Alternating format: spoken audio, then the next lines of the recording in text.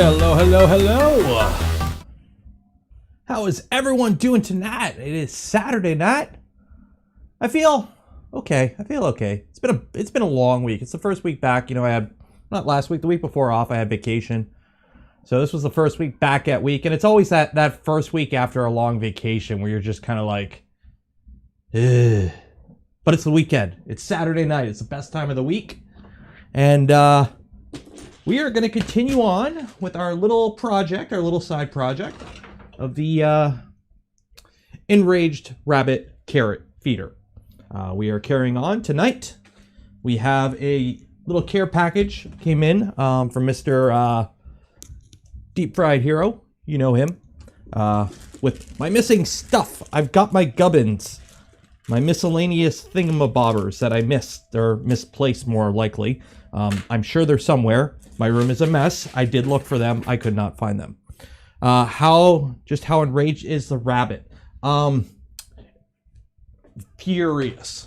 He is furious. I wouldn't quite call him,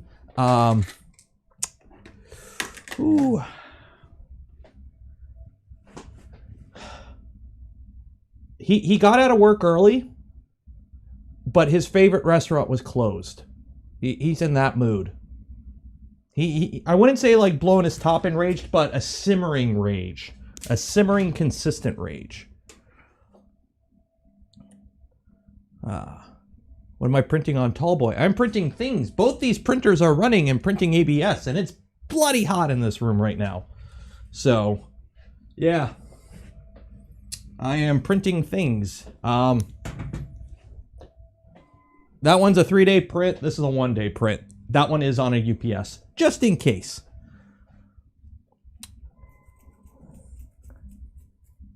Just give your ERCF to the dog. I'm not giving them to the dog. I know there are some other stickers. We're trying to play nice. But yes, I did receive some orange stickers. And by some, I mean a plethora of orange stickers. Those that know. I haven't had time to put up stickers lately. I need to put something here. For those that don't know, I put it up on Twitter, and I need to put something here on the wall. I'm thinking I'm just gonna put a TV, because everyone's like, "Oh, put all this stuff." I'm like, "Yes, but if I put a TV, I can show all those things at once and just have it rotate through." So I'm probably gonna do that. Sticker giveaway. I live in Canada. Shipping sucks. It ruins every giveaway I do. It's actually freezing cold. Oh, it is hot in here right now. I had long sleeve shirt on all day because it was like 10 out. And now it's like hot. Okay, so where did we leave off on this guy? Let's get some music going. Let's get some music. Let me get the manual downloaded. And because the manual's been updated. Heart K toolhead board. So I need that. Where is the documentation? Documentation. PCBs.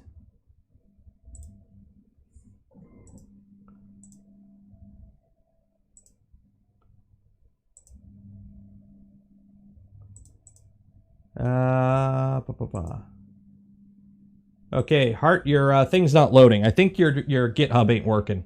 But we can continue on where we left off. For those that don't know, it is hot in here already. Oh my god. So I don't know how long the stream is tonight. Basically, the plan is I want to start the firmware next week. So we are going to finish up the wiring, get this baby actually installed on top of the printer, and get the EZboard installed. And then that will be it for the stream. So the stream is basically, we got to connect all this stuff to our toolhead board, run 4 new wires for the now direct feed setup, and slap our Enraged rabbit carrot feeder on top somehow. I'm thinking duct tape will probably be our best bet. Or just let it balance there. I'm sure it'll be fine. So we'll roll with that for now.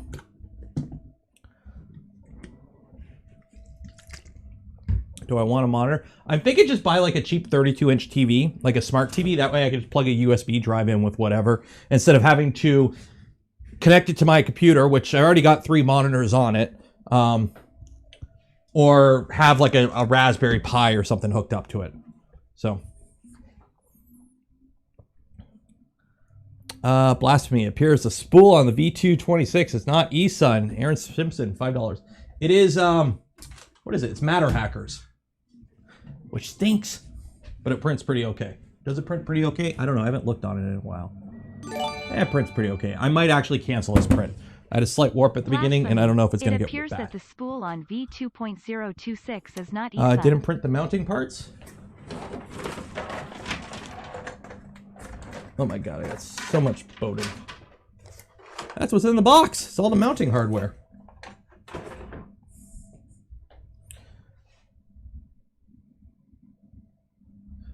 Just finished my Triumph build. Have some Z ribbing bulging. If it's repetitive, make sure nothing's binding up.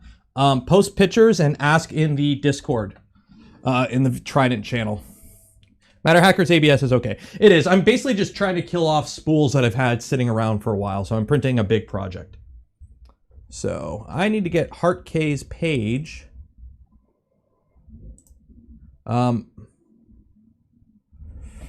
Heart K, I can't get in your GitHub.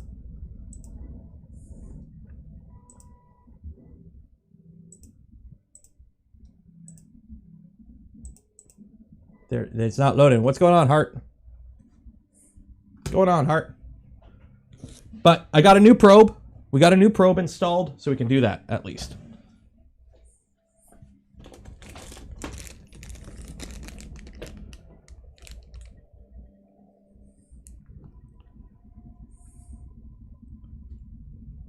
Okay, there we go. So we can do some wiring at least. We can finish wiring this up. Change the branches maybe. Yeah, let me go through the Deep Fried Hero, ERCF. And yes, I'm going to keep calling it ERCF. Somebody's like, don't call it ERCF. So I'm going to keep calling it ERCF. Oh, there we go. Now that's the EZboard. It's like somebody took offense to my apron the other day. I'm like, okay. More information we found here. Yeah, see, if I click it, it just brings it here. We might run into issues because unfortunately I need some yeah, but the link doesn't work unless it's above voron design, documentation, or community, GitHub. Oh, no, not the Reddit. I don't want to go to the Reddit. Voron hardware, afterburner tool head. Oh, okay, there it is. Per images, wiring. There's all the wiring. Okay, gonna need that. So save that so I can pull it up full.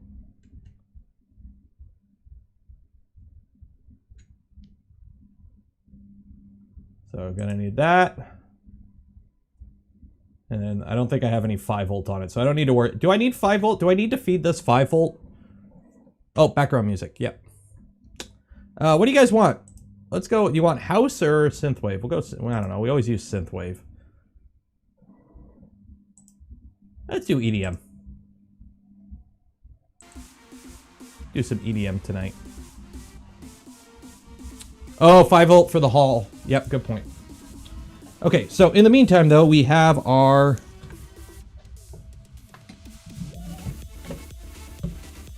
Huh. That ain't gonna focus. Good enough. Okay, we gotta wire up our probe, which we did not wire up last time because I had to swap the probe out for one that was actually long enough. So, I've gone ahead and done that. So, and also, I bought a new box of connectors because I only had like 2 left. So, I've caused a problem. I just finished my V2 and now I want to go with the V0 to go with it. But I can't justify a resin printer, an Ender 6 and Ender 3. I just don't have the space. Sell the Enders. Maker Viking, hello there.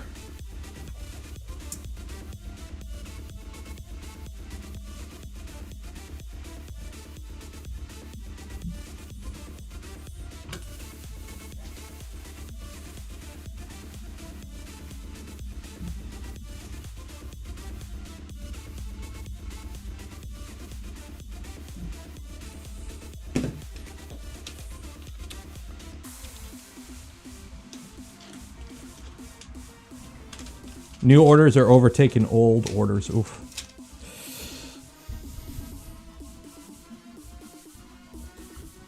That sucks. It like, let me see here.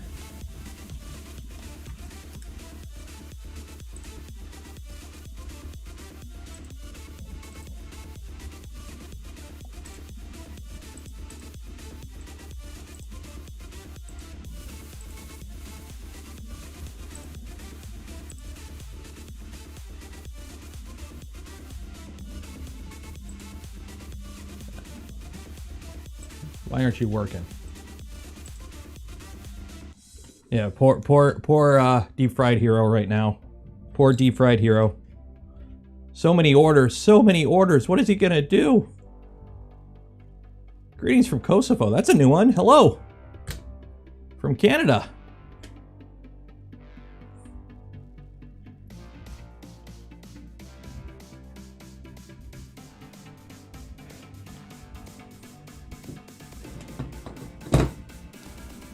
Yeah, Lotus, he, like, at least when it comes to orders, yes, he's a little behind, but he has everything.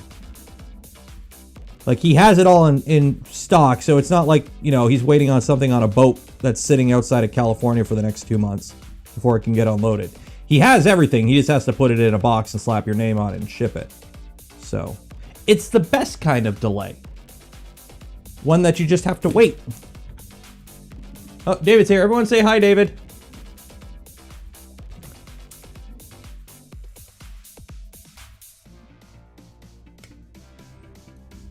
I love how when David shows up, he says, hello, kids. When, like, statistically, my average viewer is, like, what, I think 25 to 35. And then my next largest demographic is 35 to 45. Like, I don't have kid viewers.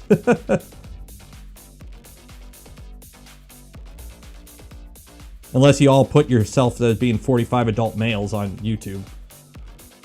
When you made your account. Which, who knows, maybe you did.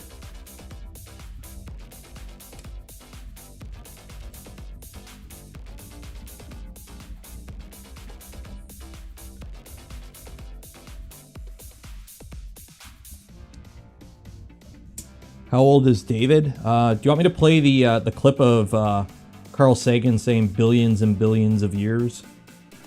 Billions and billions.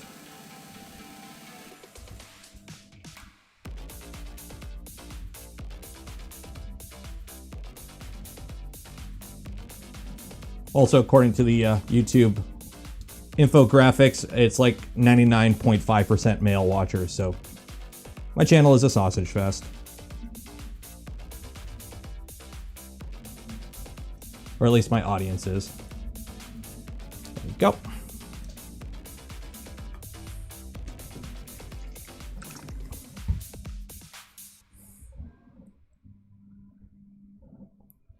We're all 5 years old in our heads one way or another. Okay, so I always mix up the colors with these, and I want to make sure I don't screw it up. So, I got ground, signal, voltage. So voltage is brown.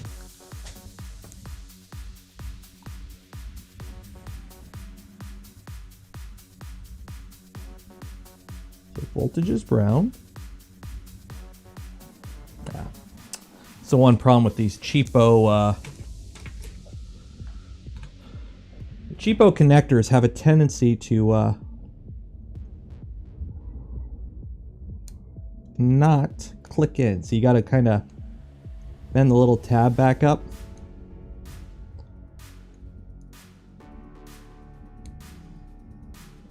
because they're not quite formed right. And try not to stab yourself at the same time.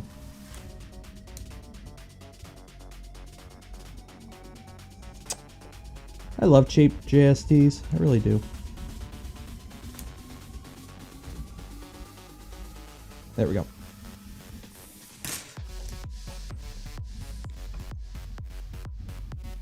So that goes like that, that goes like that, and that goes like that. Okay. Next week, V01 kits arrived next week, about a month earlier than expected. That's good. They were waiting on a boat for a while, weren't they? Signal is blue, right? No, I always forget these. Because it says, what is it? It's brown is your voltage, then black is 0 volt, or blue is 0 volt. So blue is ground. So black is signal, which is the middle.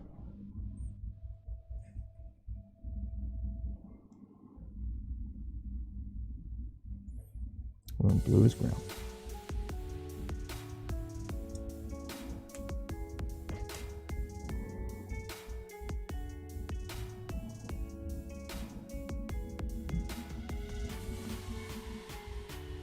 There we go.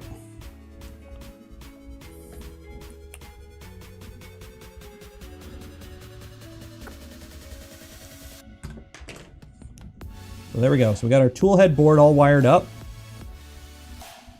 I'll do a little bit of cable management. I didn't print the cover. I forgot to print the cover for it. But there's our tool head board. So now we got to wire up our connector, and we're going to have to run some extra wires.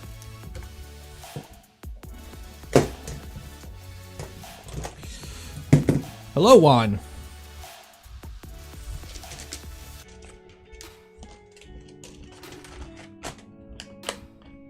You once got an order 2 years later. I got... when did these show up? So remember Avro, the CNC I was designing that's kind of been mothballed since probably about April? I ordered parts for it in February to test fit a few things, and one of them was like this ball screw.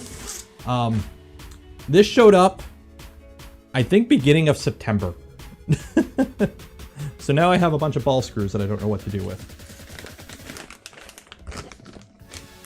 They're in the pile of CNC stuff I might get back to one day. Okay, so now we got to wire up this guy. So I've got a connector here.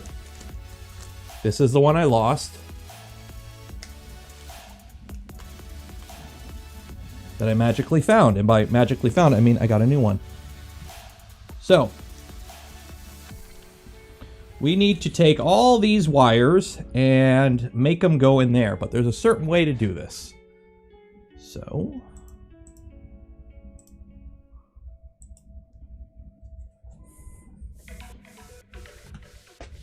it's basically this. So it's telling me how to wire it up to an SKR. I have a... What do I have in here? What do I have in here? What controller board do I have in here? Ooh, an SKR 1.3. Okay, so I have an SKR 1.3 in here.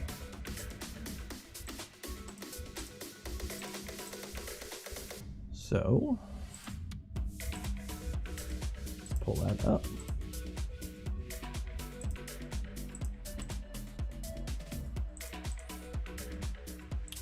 Afterburner tool head, images, wiring. I've got two of them. Oh, one's a PNG, one's an SVG. There we go. Well, they're the same. Let's go with the SVG so I can actually read that.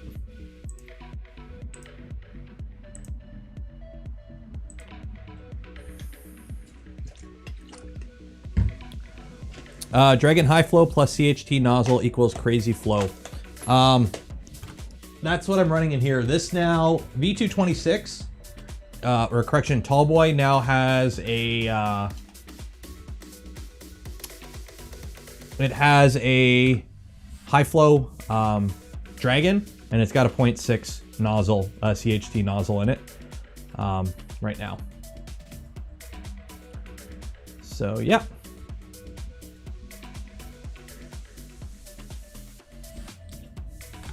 That's a 3-day print. I'm getting to it, DFH. I'm getting to it. I gotta verify the manual, make sure I do it right, so I don't screw it up.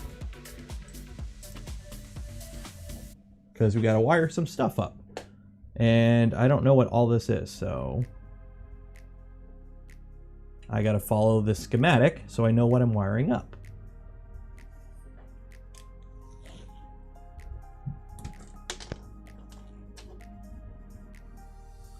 So which one is which? So that's top one, right? Yeah. I really don't want to wire this up backwards. I really don't want to wire this up backwards.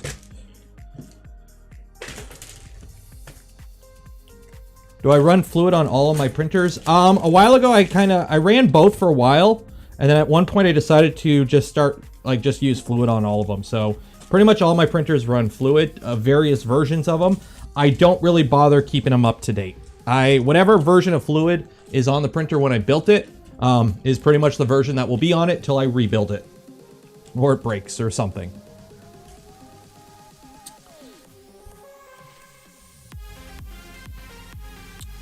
But unfortunately there is, fluid's a little on hold right now, but it's still perfectly functional. It's just, currently on hold. But again, we were playing around with Skippy the other day, and that has fluid from a year ago, and it still prints just fine. It just doesn't have input shaper, I think.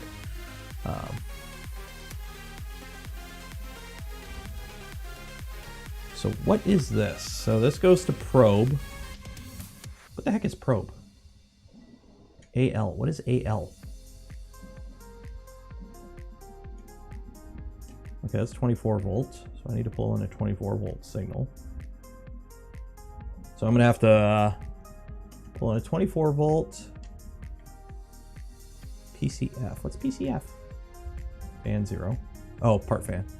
Oh, it's okay. I'm used to everything being individual. This shares a lot of grounds and whatnot.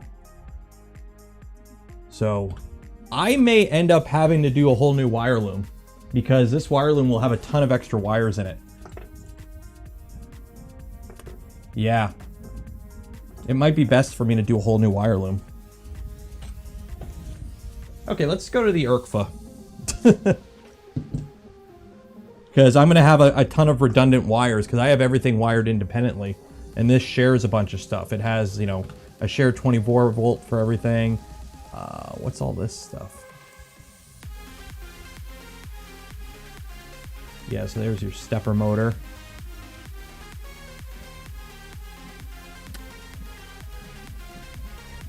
Yeah. So yeah, I'm gonna do a whole new loom for this. So we'll skip over to the ERCF. We'll get the ERCF installed and wired up. So we'll do that today.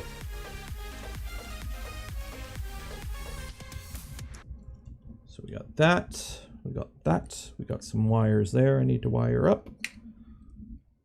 Okay. Let me pull up the manual for the Enraged Rabbit.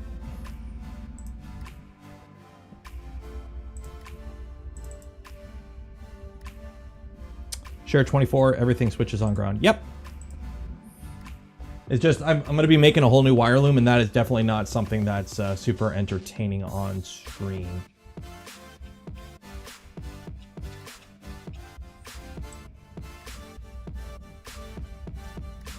So just trying to find the manual here with the ERCF. There we go. So let's get this thing mounted. Let's get this thing mounted. So we are going to need some nuts.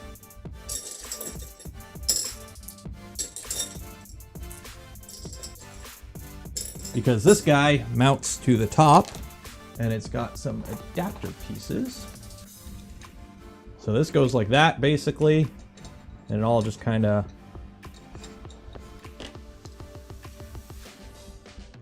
goes like this, I believe.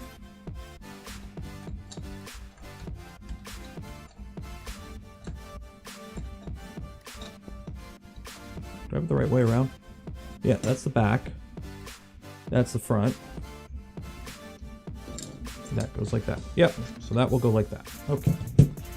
So we are going to be mounting it like this.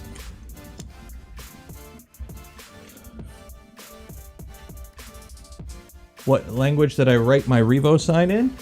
In the language of love. Québécois. Ho ho ho. Tabarnak, j'aime beaucoup Poutine. Bibliothèque Poisson.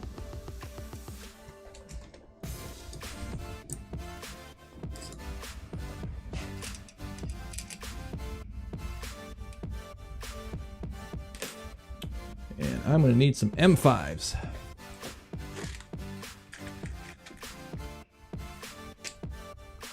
M5 16, it looks like.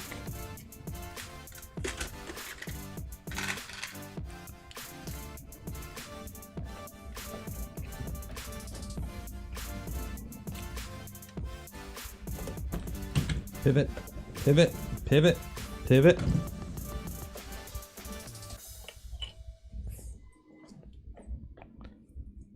Speak French, but only the bad words. Those are the important ones. Andre, what did he just say?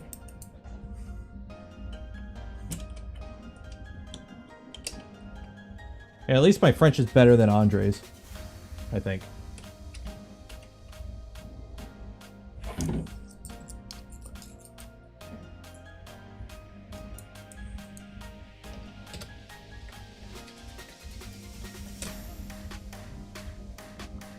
Okay, so I'm going to leave this loose for now because I have to put 3 of these up here.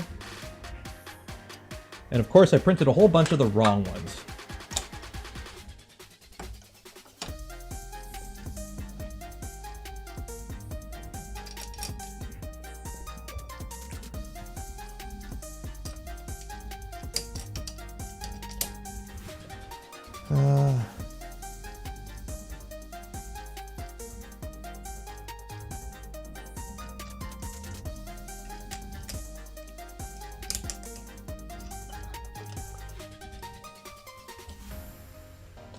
Did I only grab 2? I need like 4 more.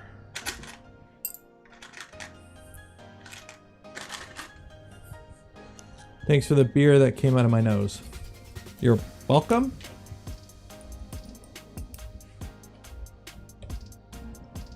I was gonna make burgers tonight, but like the meat didn't defrost in time, so I ended up getting burgers and Cajun fries from a local restaurant. Takeout. Honestly, that's one of the things like from COVID now that I'm so used to is I don't eat in restaurants because they all offer takeout with liquor.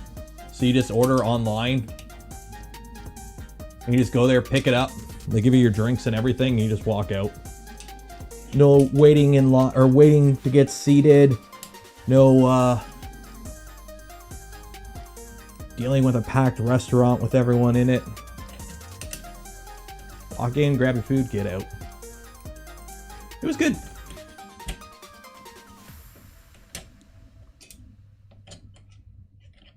Can't really complain. Okay, so these all move a little bit freely now. So I've got to mount some stuff to the ERCF, which means I need to do some heat sets. Because you're never enough time or never too busy for heat set inserts.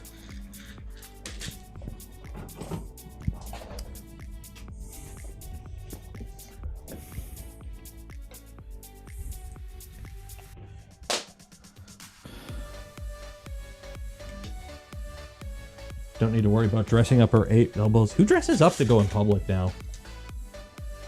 I think everyone just kind of stopped caring about that. Kind of wear what you want. Who cares anymore? Ce n'est pas un Revo. This is not a Revo. It's a pipe.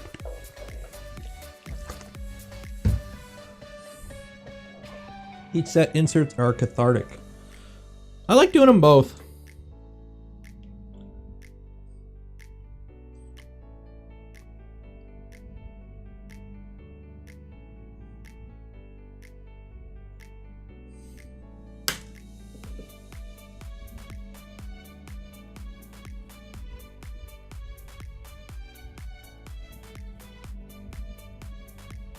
It's always that first one that takes forever because everything's got to heat up.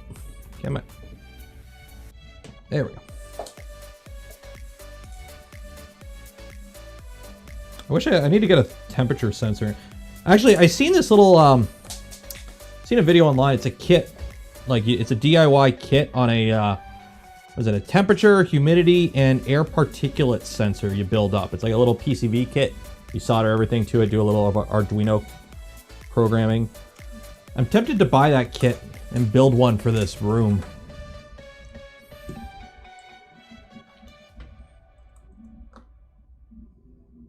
Because I know the only time I'm in here for any length of time really is during the stream. Because like outside of streaming, yeah, I'm in this room, but it's usually for like a couple minutes at a time. I'm not in here consistently.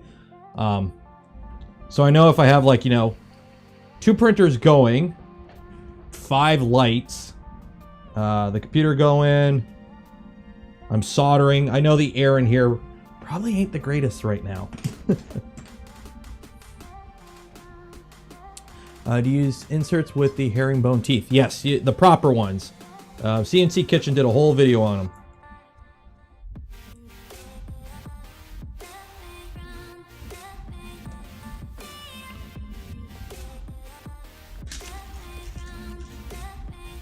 Wanted to thank you. Finished my V01 this weekend, and your videos have been insanely helpful. Thank you. That's good to hear, man. That's why I do the videos.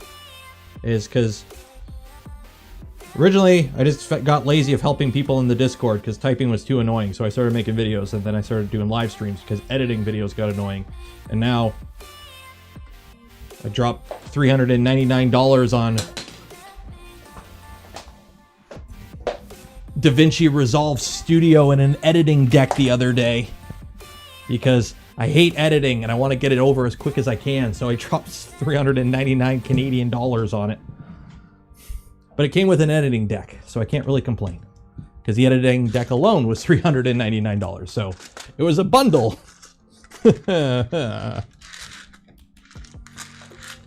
Sensor 8,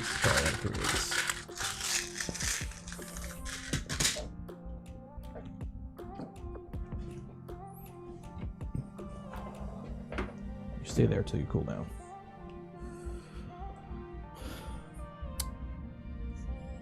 Plenty of Nevermores. I do plan on building one at some point. It's on my list of things to do. It's just I haven't gone around to it. Because I don't know if I could put one in V226. V226 is a little special because it has a lot of heritage setup to it. For example, the bed extrusions go front to back instead, or they go side to side instead of front to back, because it was originally V2. And I built it when it was a V2, and V2s didn't really have a set standard like we have now for electronic layouts and everything. So I have like a bottom compartment with like a plate with like stuff bolted to it. So I got like screw heads everywhere and whatnot. So it's kind of a legacy setup that doesn't really mesh too well with some of the current things. And that's the machine I print most of my ABS on. So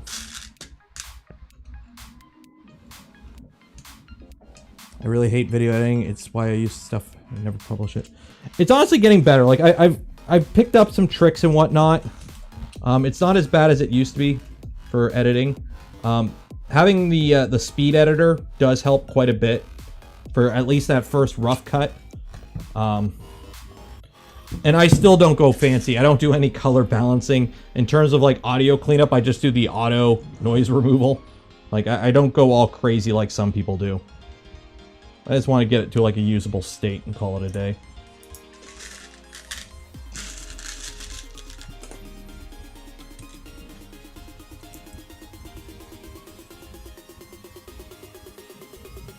So many unedited Eve clips.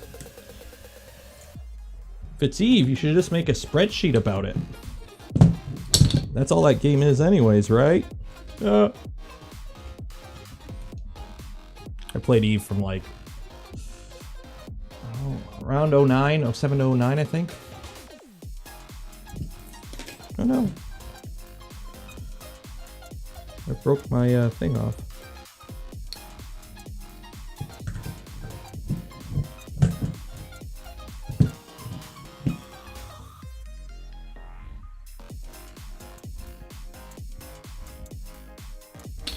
Well, that ain't good. The little door broke off. I will have to print a new one.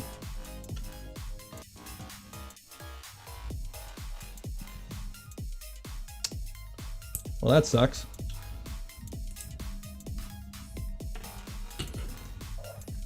No biggie. So this kind of goes like this. And that goes like that. And then we have a whole bunch of pieces that screw in.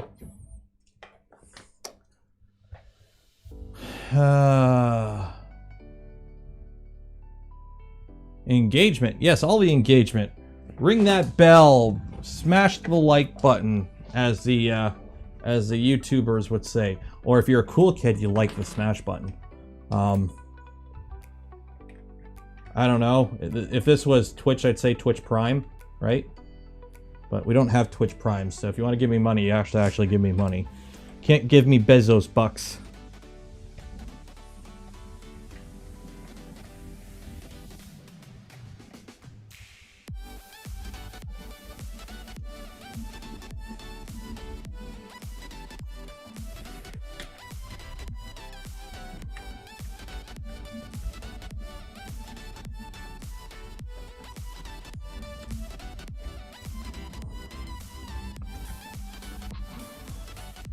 So this actually just kind of screws in.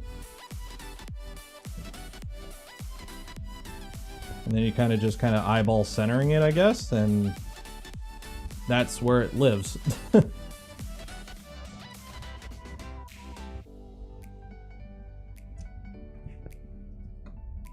it's ratcheting, so you can adjust the angle if you're not happy with it. But that's where the Enraged Rabbit carrot feeder lives on this. So what you would do is, depending on your feed line, which, let me grab a Bowden tube.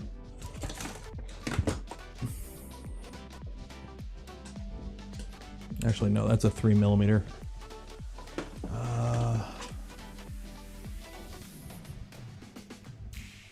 Is this long enough? This might not be long enough. I might have chopped it for something.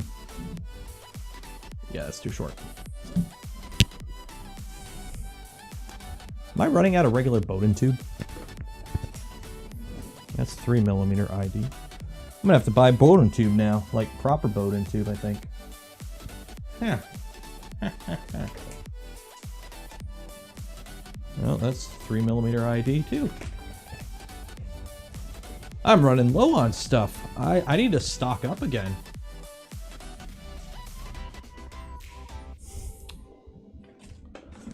How am I out of Bowden tube? I had like a whole thing of the black one. That is...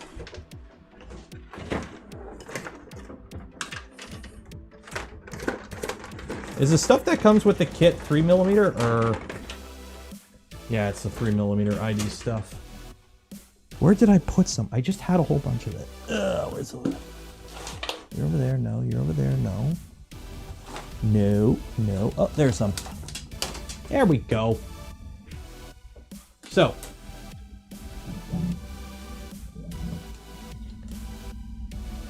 That there. Goes that all the way to the end, to the farthest one. That would go to there. Where's my knife? 2.5? Okay, it's 2.5. It's not the stuff you actually use for feeding a Bowden setup.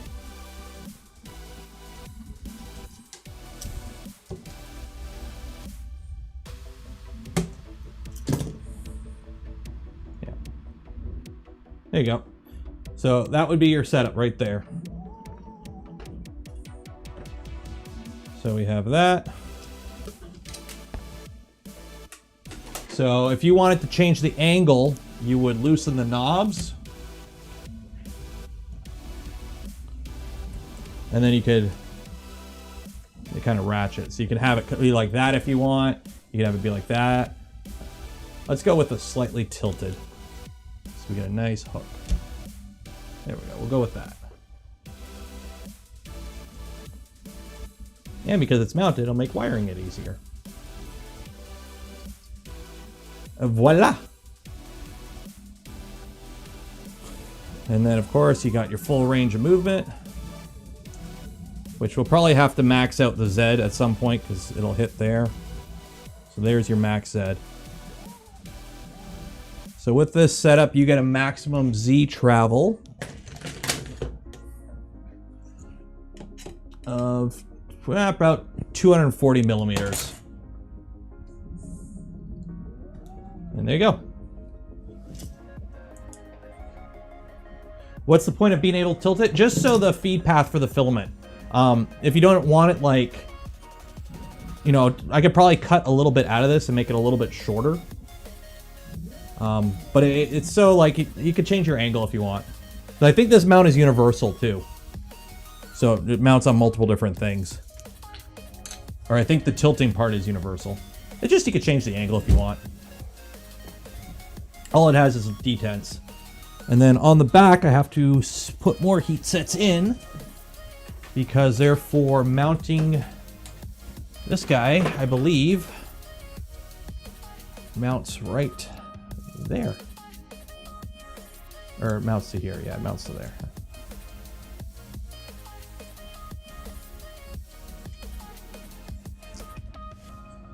That makes no sense. It has, what are these heat sets for? Is there a section on mounting it in here?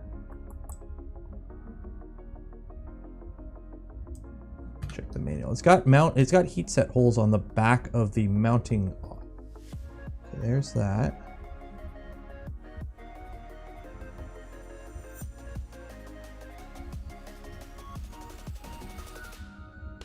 That mounts to there. Oh, okay, I have it backwards. That's why. I got to turn that around. I've got to turn that around.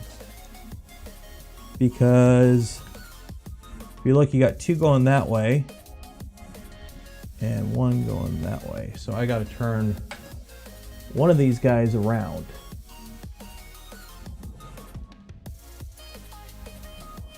Wait, that doesn't make sense. Let me take a look here.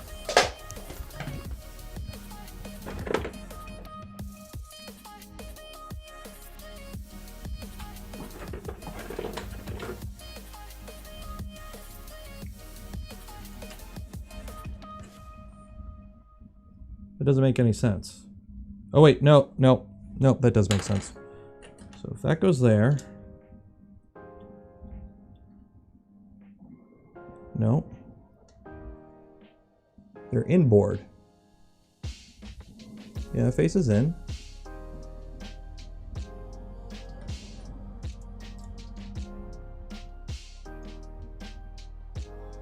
That one's the wrong way. I gotta spin that one around. And I can't really. Which I don't think I printed that opposite one.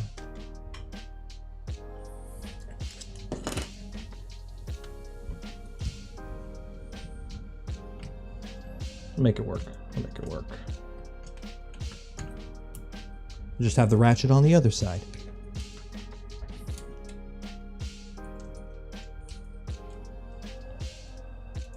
Next, if that goes like that. That would mount to... No, that still doesn't line up. How is this? What am I looking at here? Why am I reading this wrong?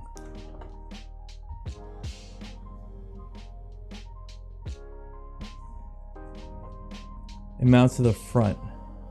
It mounts on the front? Oh, I'm looking at it backwards. Why would you have it mount on the front?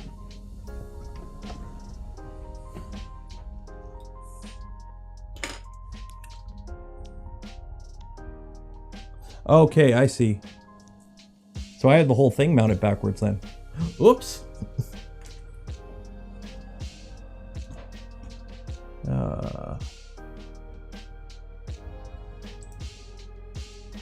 Okay, so I have the whole thing mounted backwards then. So I guess these go in the back. So let's fix that.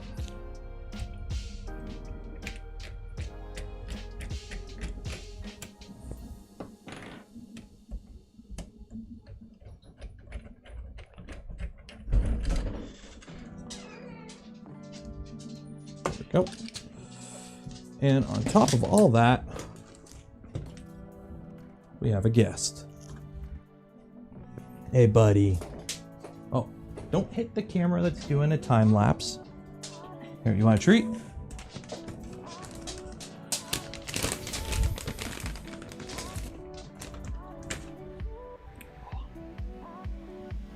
Shake paw. Oh, he's a good boy.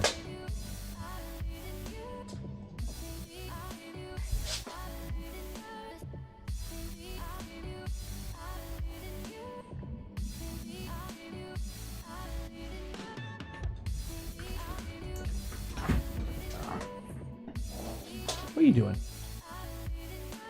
Coda.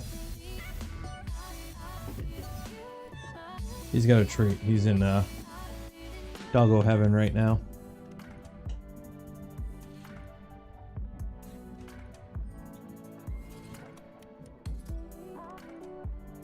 Hey.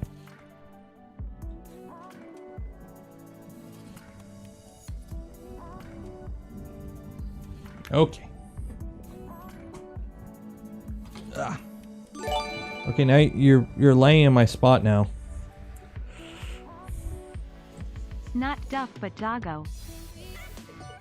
Like,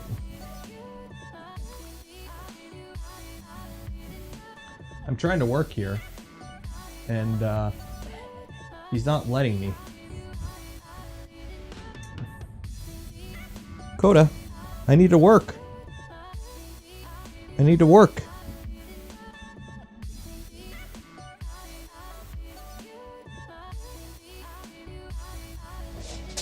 There you go. Aaron Simpson, $6.99. Not Duff, but Doggo. Yes, work. I'm working here. Hey, I'm working here.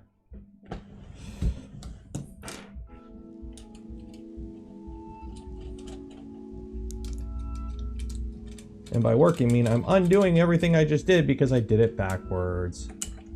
Yay!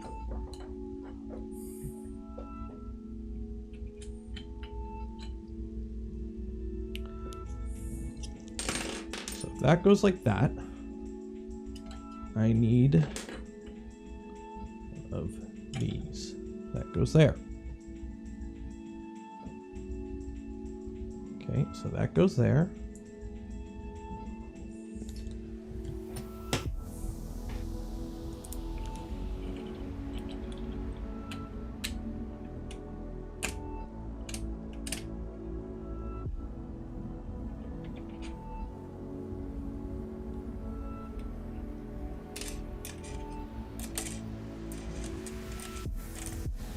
By the way, has anyone seen Dune yet? I'm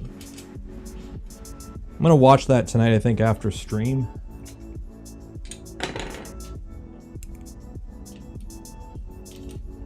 Like, I haven't, I remember reading, like, some of the book when I was a kid. And I have seen the 80s movie. So I'm not going in completely blind. Like, I know the plot of it. But Dune is good, not great. Okay. Dune was awesome. Watching it now. You're watching it now while watching me stream? What the hell? I deserve your full undevoted attention. So if that goes there, this should mount like that. Right? Oh no, that's got to go inward. Yeah, that's got to go inward.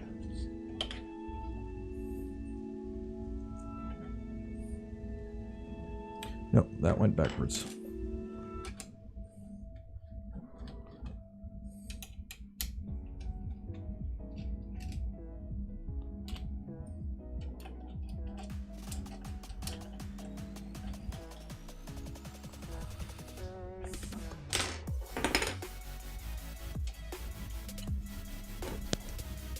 There's none with a thing on the front. There we go. There we go. Okay, so that goes like that. That goes like that.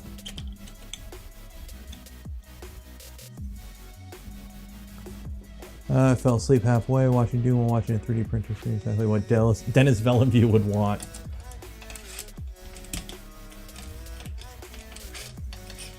I like Blade Runner. I liked his last movie.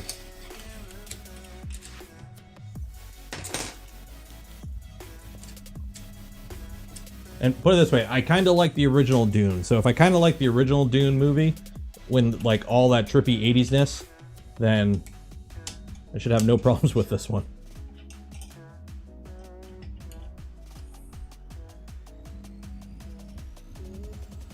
People will complain. People complain about everything.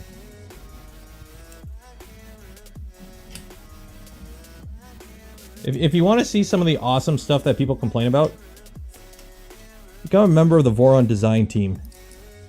You will see people complain about the most ridiculous things ever.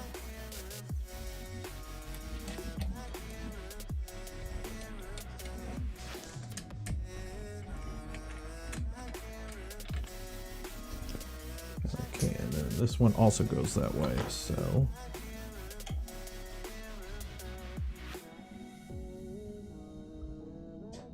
yeah, so that's in there. Okay.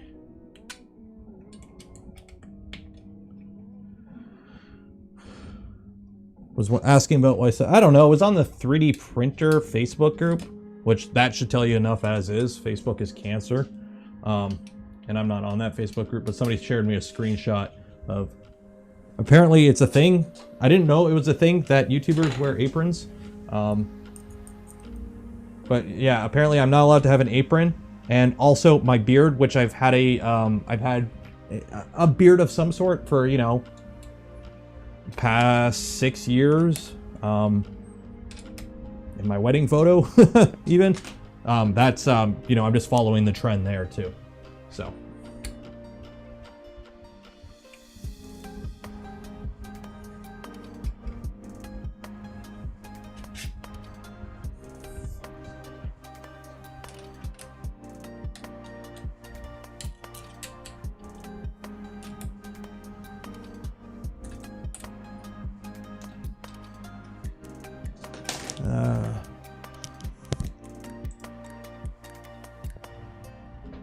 Hate is gonna hate, exactly.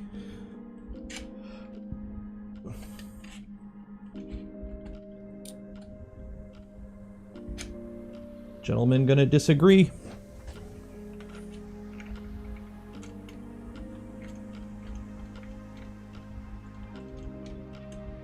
Okay, so that goes there.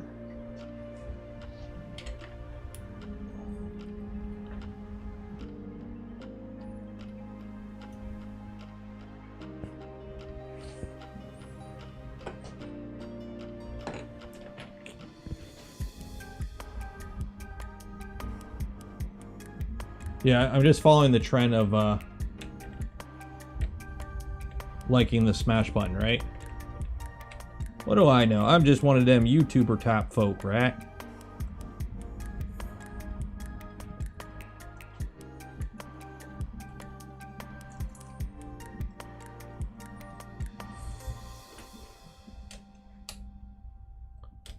Okay, let's lock this down. That goes there. Goes there.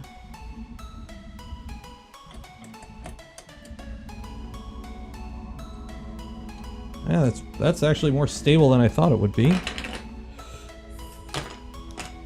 Now we've got that should, and if it doesn't fit, how does this not fit? What am I missing wrong here?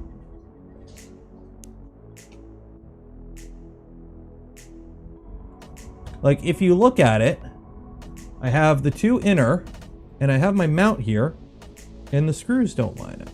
Unless there's a different one I was supposed to print.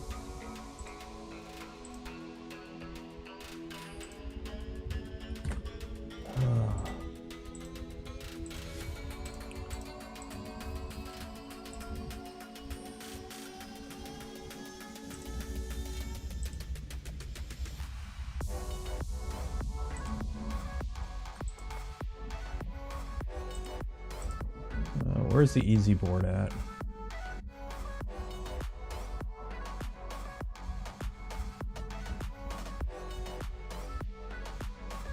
What orange is it? It is Kodak orange, actually.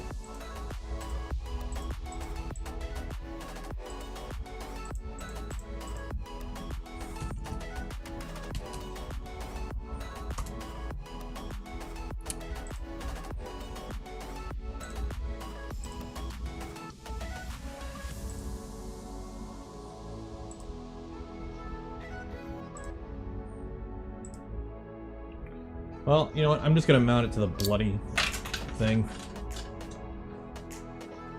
Are random people meeting me and understanding me on the street? No. I'm trying to figure out why this doesn't want to... Why it does not line up. Like, what am I missing here?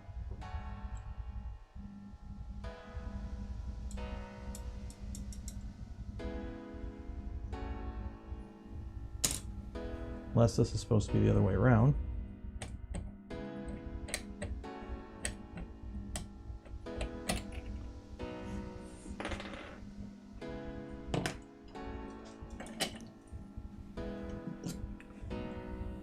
Even there, that doesn't line up either.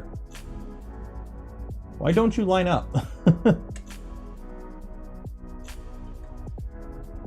None of these line up. How is this supposed to mount? Is there supposed to be another one of these? Am I missing something here?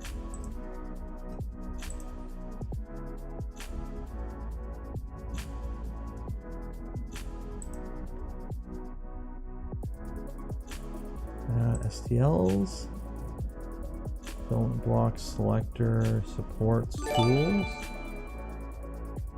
Alan Kilgore, $10. Thank you, appreciate it. Your videos were a huge help, especially for a Klipper newbie. V2.2211. Wow. Thank you. Those numbers are getting up there. Lives, thank you. Thank you for enjoying the videos and finding them helpful. Yeah, I have no idea why this ain't working. Why I can't find a mount for this bloody thing.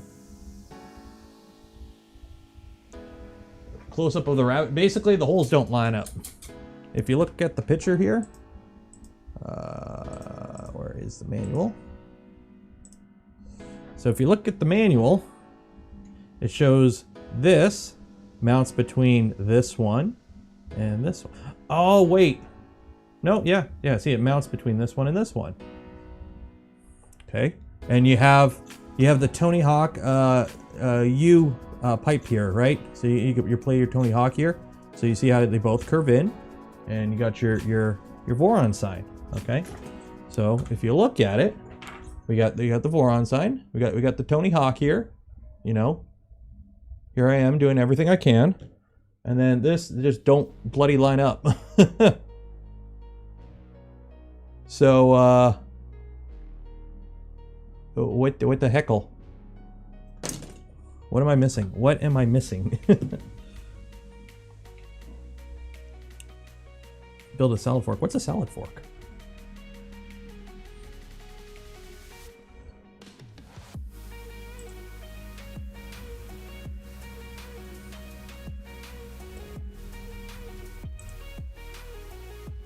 Bottom bracket. So according to the instructions, this is the bottom bracket, and it's only this one. Oh, this is in the one this is different than the one I printed. But the spacing is still the same.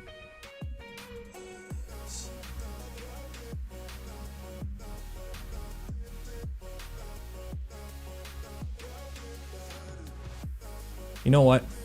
I'm just gonna mount this to the bloody frame. Yeah, I'm just gonna switch these back around to the way I had it and then mount it to the frame. Call it a day. I'd rather have them in the back anyways. Okay, take it off again. So have you guys ever heard the term on the bus, off the bus? If I put the red part, red spacer one too close. Wait.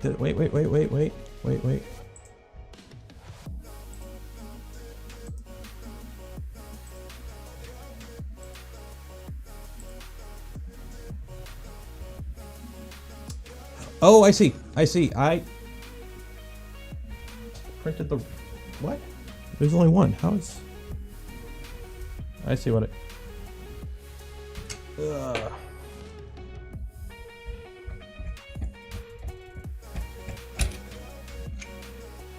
Am I an idiot?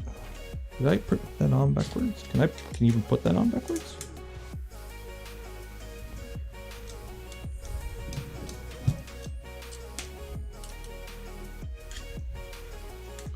Have I tried holding my mouth just right? Ah. Oh! I'm an idiot. I put it this way. It's supposed to be this way. You know, when I joined the military, when I was like 19 there, they have like a test for shapes and pattern recognition. That was a very hard test, apparently. So, yeah. In before, still wrong. Yeah, probably.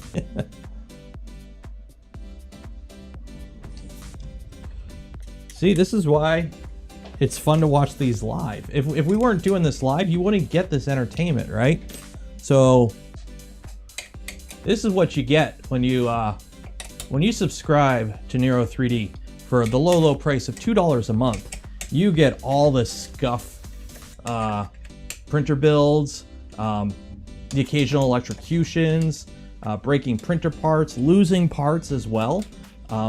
So for your $2 a month subscription, that's a great value. You won't find value anywhere else from any other 3D printer builder.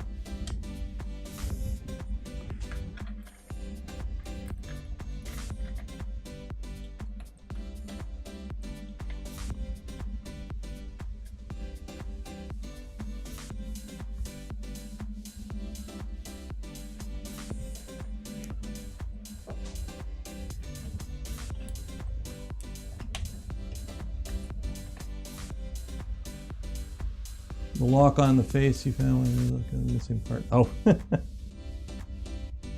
What was that part even? Subscribe or join.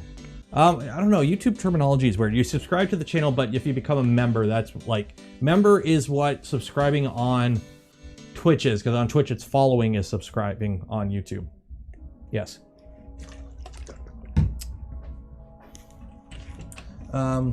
Salad fork is a Trident built from V0 size components. Okay, so it's like a micron. I plan on building a micron. I don't know if I'll build a salad fork, because building the micron is like a novelty. But if I built like a salad fork, if I've already built a micron, is kind of, I don't know. I won't say redundant, but redundant. So I've already done the build a printer out of smaller stuff build. But who knows? I do really want to build a micron. I still haven't built the Legacy. That's the one voron I don't have is a Legacy.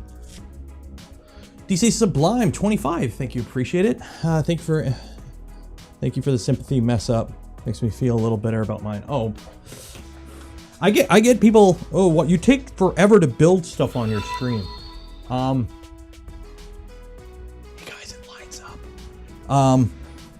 Try entertaining 264 people while doing everything live and everyone critiquing everything you do. Thank you for the sympathy mess up. Makes me feel a little better Plus, about mine. I only work on stuff on stream because I stream the whole build. That way, if people want to follow along with, if they get stuck at a point, the whole build is streamed so you can reference it in the future.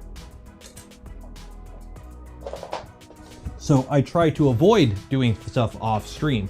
So when you factor in a 3-hour stream once a week, the first 10-15 minutes of the stream are introductions and talking, whatever. The last 10-15 minutes of chatting, cleaning up.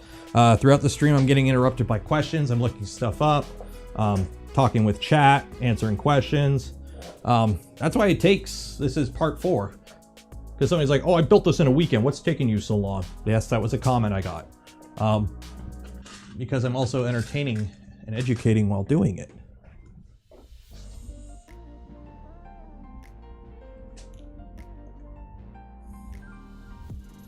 Like, watch my V0 stream. That was 10 hours. That was me working.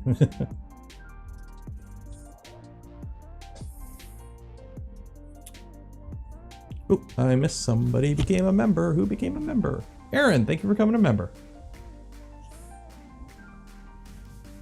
Did we already say hi, David? Yes, we said hi, David. But you know what? Everyone say hi, David, again. Because it helps with the YouTube metrics. And then while you're doing that, make sure you do like that smash button. That also helps with the YouTube metrics. I don't know. Everything helps with the YouTube metrics.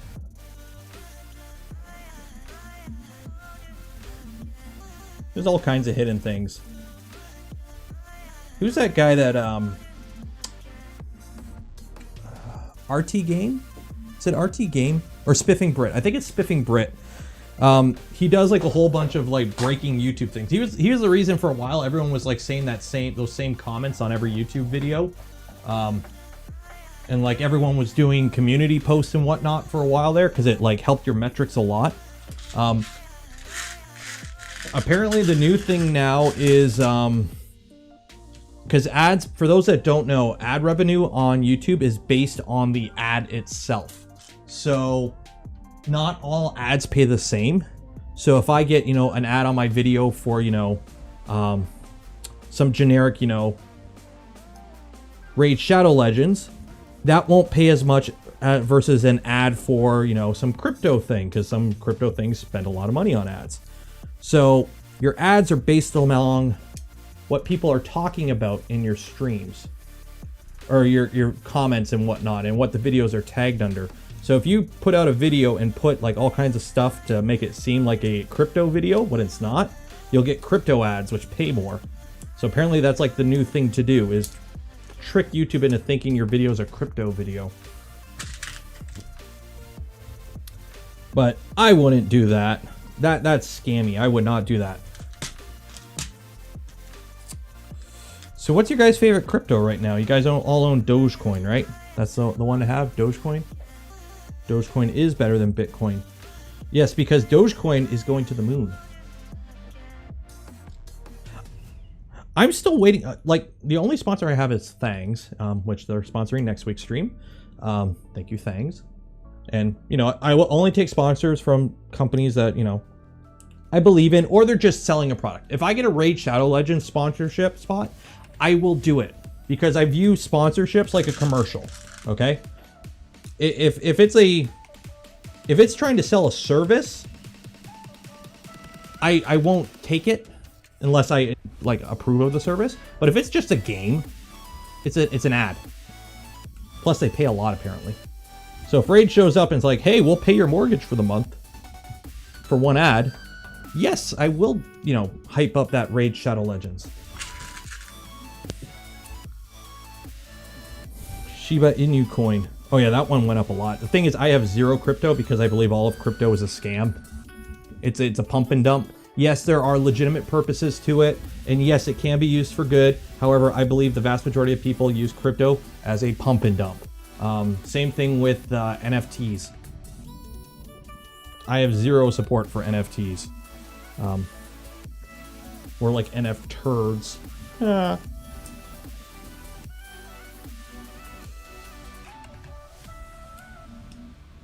So we got our little controller board here. Zoom in. So we got our little controller board. It's on its little, we got two 2209s. We got a, whatever the heck this guy is, a Arduino Xiao, which I actually have one of these. Where did they send it? I know I have it in a bag somewhere. Here it is. I need to do something with this because they sent me this and I haven't done anything with it. And they're like, we need you to do something with it because we sent it to you. But this is a Seed Xiao, but it's an RP 2020. So this is the same chip that's in the Raspberry Pi Nano or something like that. So same thing. So I'm gonna use that for a project or something. You could make a breakout board for it that power steppers. I've already seen one. Somebody made like a 4-stepper high voltage board. But yeah. Let me double check the soldering on this, make sure nothing was damaged during shipping. All good. Mining on your RPI MCU. Dutch tulip madness. That is a very good analogy. Built my Oskitone Scout. I reprinted it. So for those that remember, we had issues with the Scout where it didn't fit right.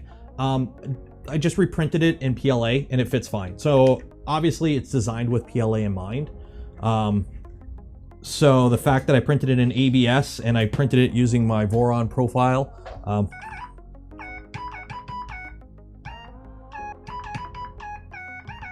let's go, had fitment issues. So I've reprinted it and now it's all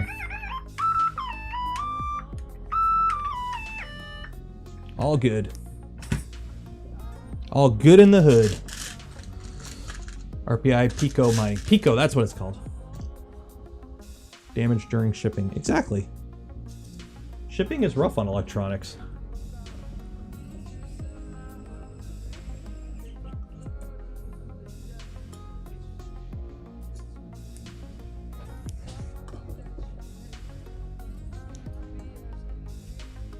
Actually, I gotta tweak the spacing just a little bit.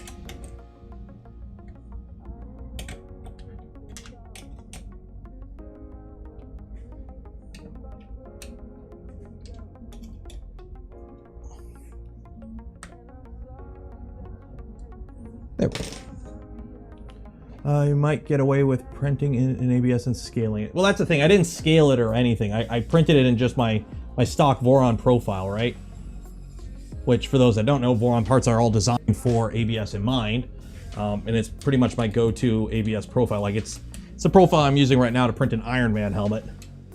So that's my generic ABS profile because I'm too lazy to tune it for every brand of ABS I have.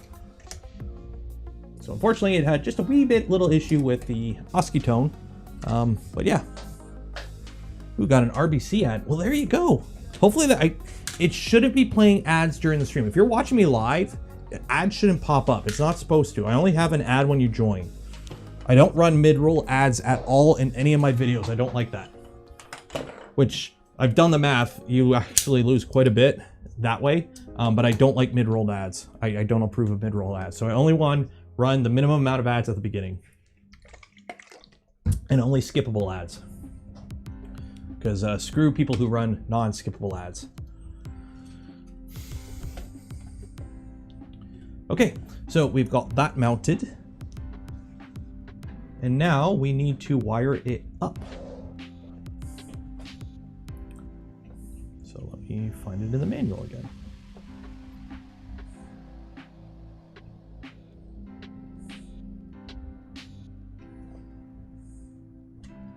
So we are using the EZboard. So jumpers, these jumpers allow you to multiple configurations.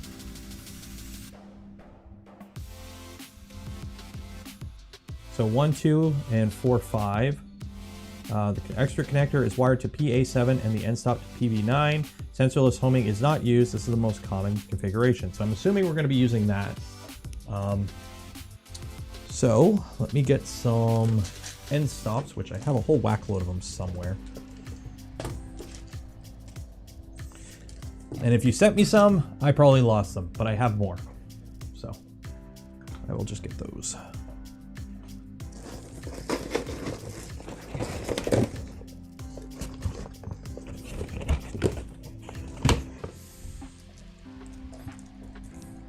ASA for foreign parts. ASA will work. I bought a vehicle this week in Toyota's dealership. Yeah, good luck buying a car for that until probably 2023. The global supply chain is absolutely euchred right now. Because everyone decided to do just-in-time manufacturing because you save so much money and you can maximize profits, right? Because you don't need to stock anything, you just get everything in time. Oh no, global pandemic, supply shortages everywhere. What are we to do? We don't have anything on hand. You have 70 ships sitting off the coast of California waiting to be unloaded. They can't even be unloaded because the docks in the shipyards that they unload to are full because they can't be emptied. Because there's not enough truck drivers, because everyone's quitting being a truck driver. Because why would you work for 30 to 40 cents per mile when you don't get paid while you're waiting 9 hours to pick up your load?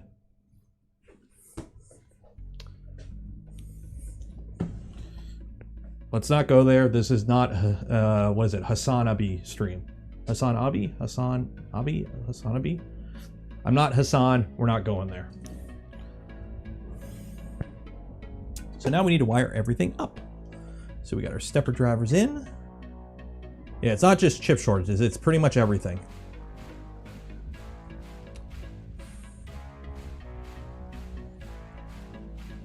So we got our heatsink there.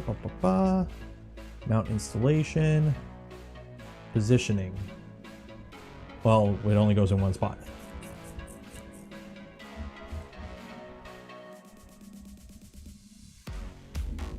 Not so much a worker shortage, it's just nobody wants to work for crap pay anymore, which I don't blame them.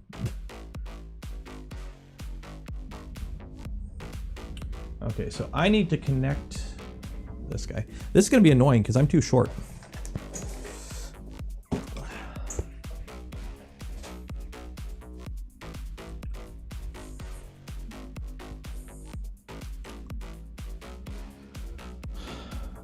I want a shortage, please. Okay.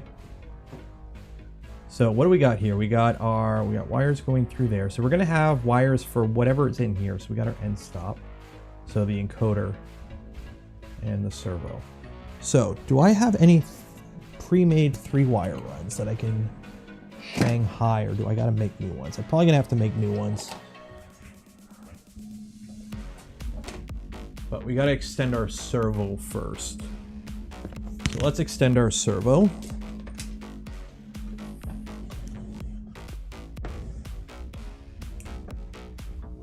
And then I do need to run 3 wires for that. So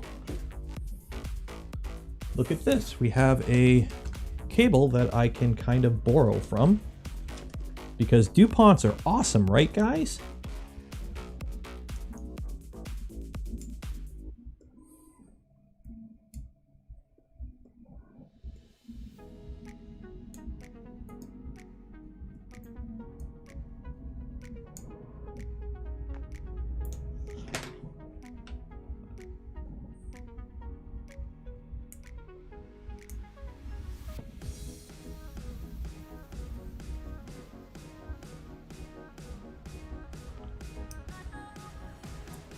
There we go. And we are going to need, what are the pins? What do we got here? Out VCC ground.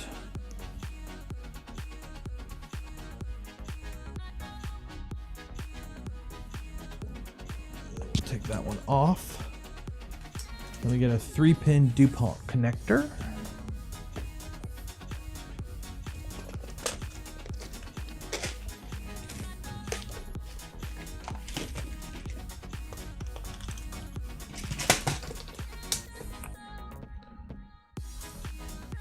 Fuck DuPonts. All my homies hate DuPonts.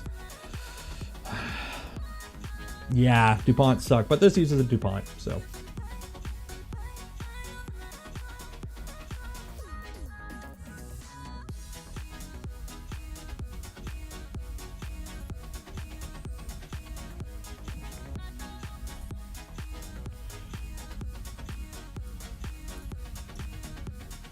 There we go. So signal is green, so we'll go with that. So signal is blue.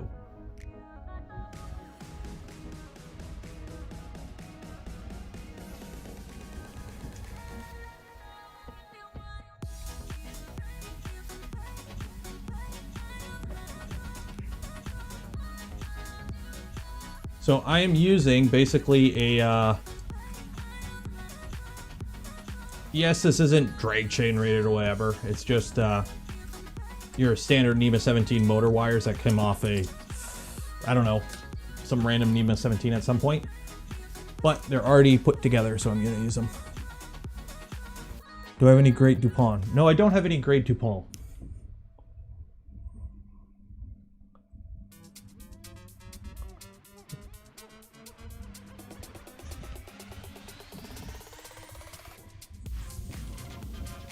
But I'm assuming these drag chains here aren't exactly super high velocity like you see on the XY of a voron. So I'm sure I'll be fine for a while at least. if I can actually get it to go in right.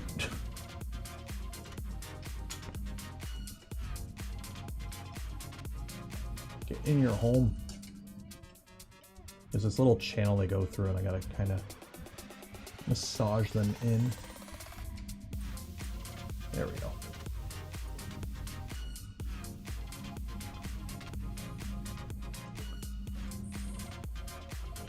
Okay, now with these guys, I'm gonna have to extend.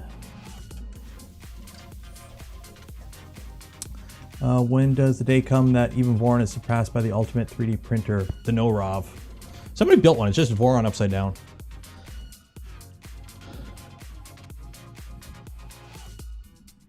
Oh yeah, housing prices in Canada are absolutely ridiculous. I live in a blue collar town that is by no means doing well, and good luck finding a house for under $500,000. Like, it's an absolute like farce, unfortunately.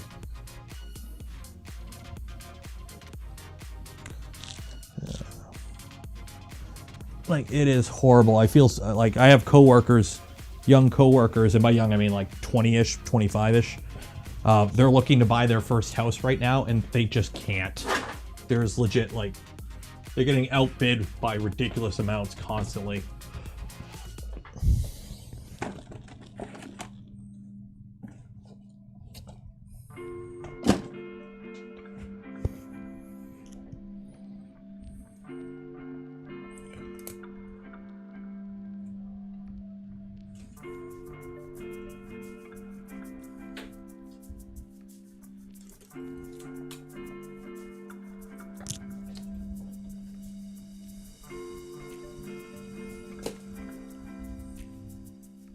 I'm trying to be, I'm recycling right now. I'm reusing a bunch of like connectors that I've like cut over the years, where I've cut like the wires off, but they still have like the JSD connector. So I'm just going to reuse those. I'm saving the planet.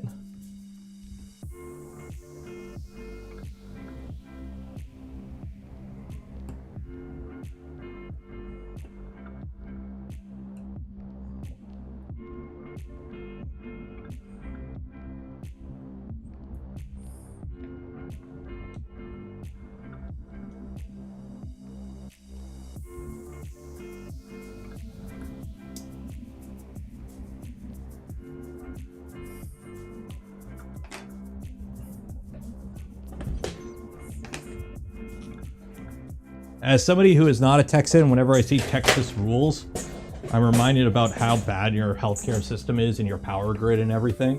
And I just kind of laugh because, yeah. Okay, so servo is red, brown in the middle, then yellow. So we'll use green. Green will be my brown.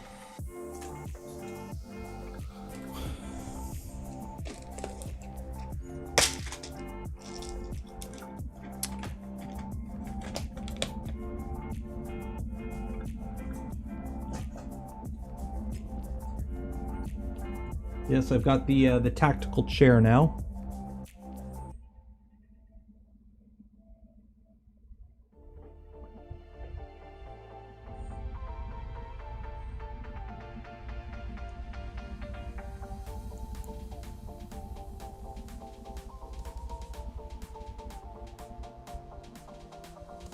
Oh, these aren't.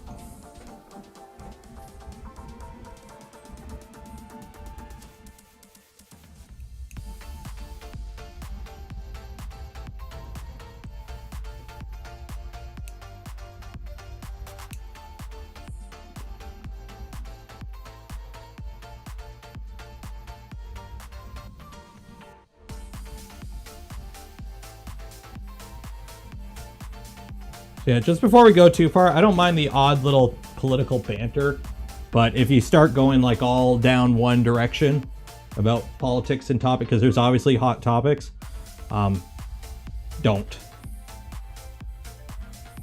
So it's fun to talk about housing prices and stuff, but if you start going into like the real political stuff where people have very strong opinions in one direction or the other, regardless of your opinion, keep it to yourself. There we go.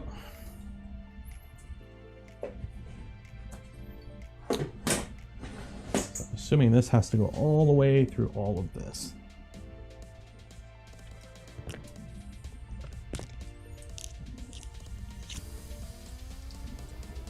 So get some tape around the end of this. Burn your spare ammunition to keep warm. Well, no, why would you burn it? You just light it off in your machine gun because you live in Texas and you have a machine gun because you live in Texas and you have a machine gun because you live in Texas, and you use the barrel to keep you warm. Right? That's how you do it?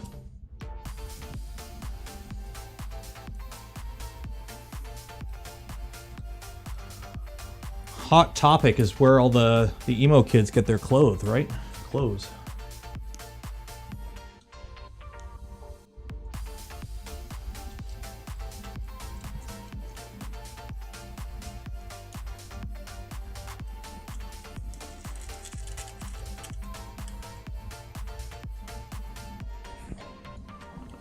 How could this happen to me?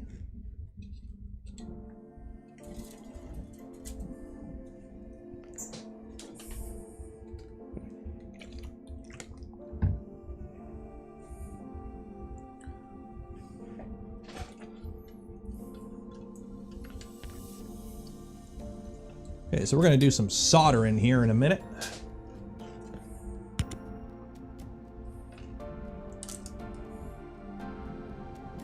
Will that make it around all of that? That will not. So, and that there. So I've got to feed it through there.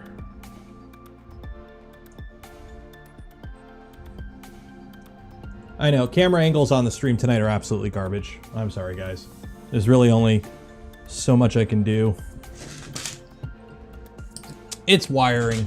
At this point, you're pretty much just here for the music and the chat.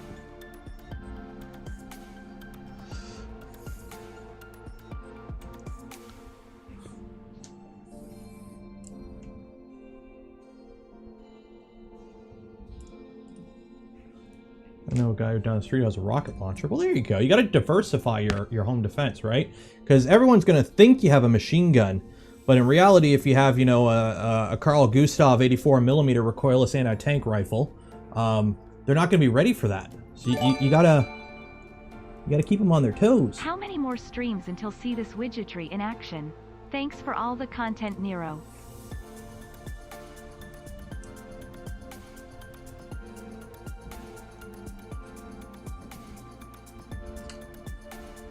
I do love me some Carl G, though.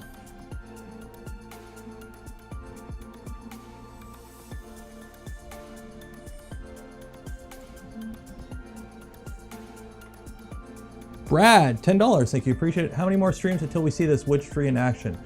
Basically, we're just going to dink around with wiring until the end of the stream, and then next week will be firmware stuff.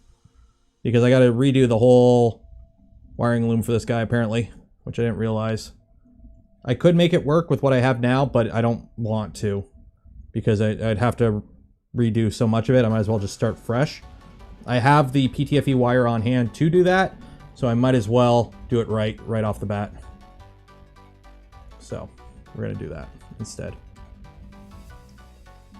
Right now I'm doing the suffering that is feeding wire through a drag chain. Get in your hole. There we go. Okay.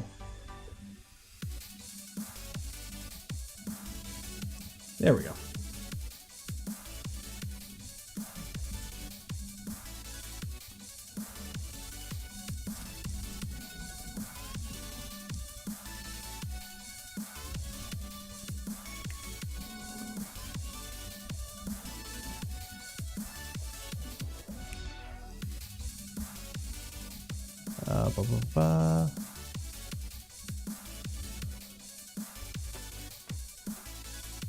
VZbot, yeah, VZbot's pretty cool. So that would be like, there's a few other printers I wouldn't mind playing around with. The problem is, like, it's hard for me to justify dropping the money on a printer when I already have good Core XY machines. like it's different for like a review unit or something, like if I were to do a review on it. But I use pretty much all the printers I have, except for like the ones that are given to me by companies. Even those I use. I've been printing pumpkins quite often lately. On the Delta has been on pumpkin duty for the past couple days.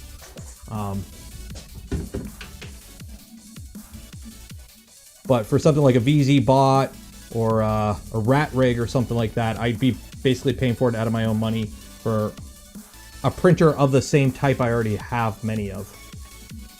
So,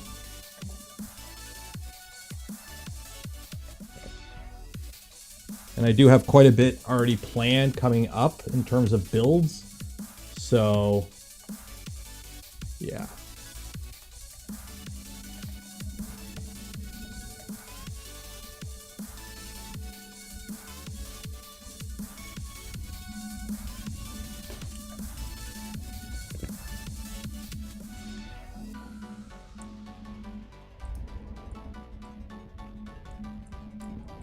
There we go.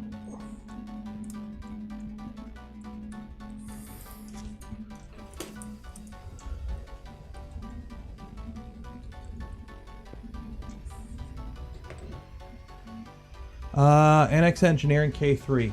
I will never touch an Annex printer ever. I won't go into many more details other than that, but there is history there, and I know the history, and for that reason, I won't be touching an Annex printer ever. Simple as that.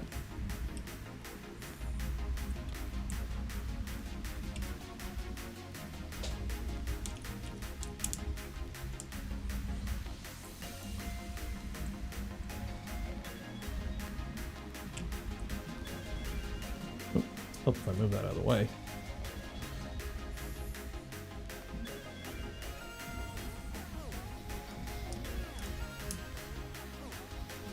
Okay. We have that, we have that. So I'm gonna have to solder this into there. So let me pull that through.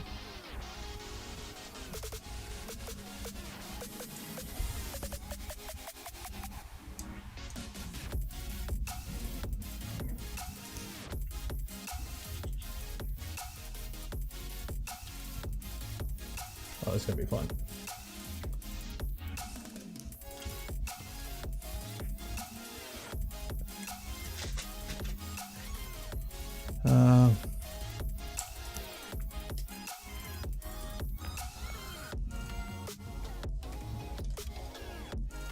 As Raymond said, we won't say what happened, but it happened. So.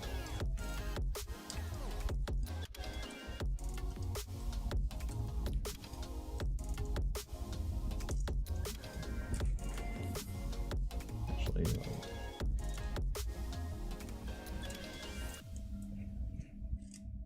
see if I can do a trick here. I gotta pull a wire through a very small hole because I never reprinted the end plate, so I'm just kind of using existing holes. So I'm hoping I can kind of pull this through.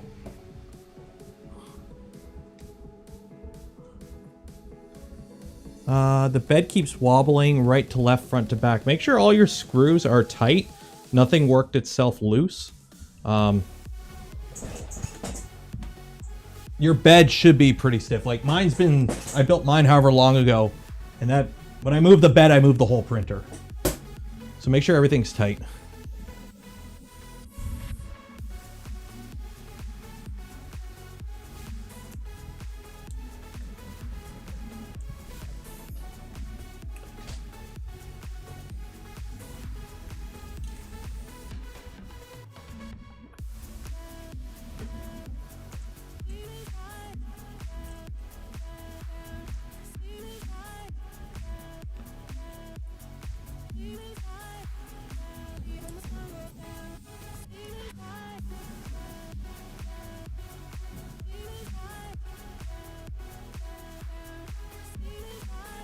Okay, let's see if this works. Probably not, but we'll see if this works.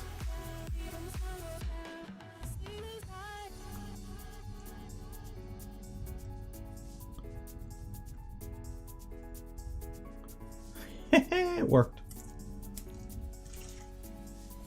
Oh yeah.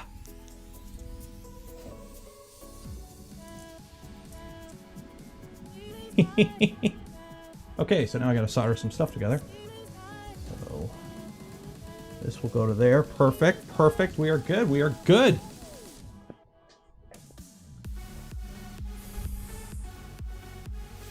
What am I drinking tonight? I got something new. So I've had a bottle of, I think, Wiser's for the past couple weeks. Tonight, because it's not 10 yet, but tonight we got the Wayne Gretzky Red Cask. So this is tonight's libation of choice. So that's whiskey finished in red wine barrels. And it's Gretzky, because Canada, eh?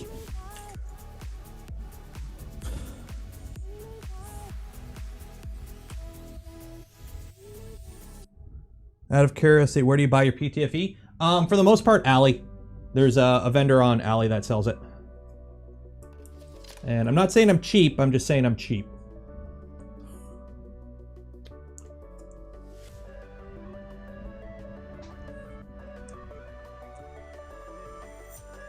Okay, so now I gotta solder these two together. And then, so. Cut those right about there.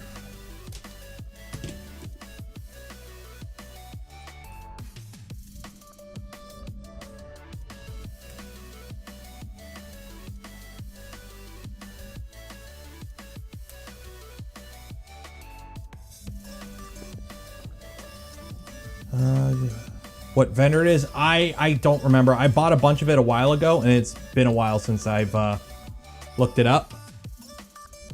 I think it's linked somewhere. I'm not 100% sure.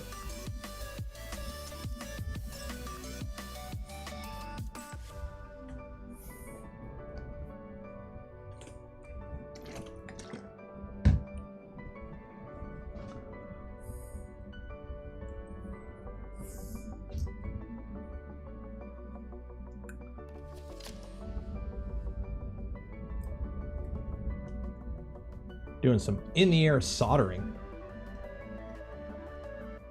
It's gonna be fun.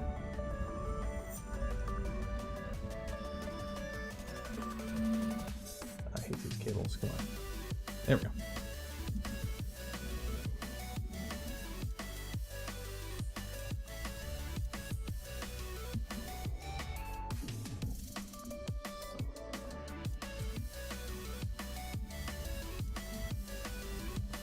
So brown to brown, yellow to yellow,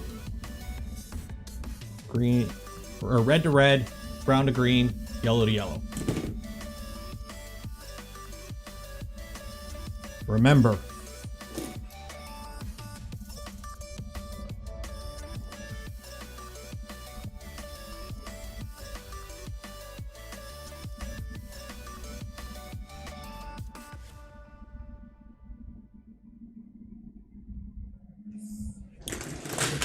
okay.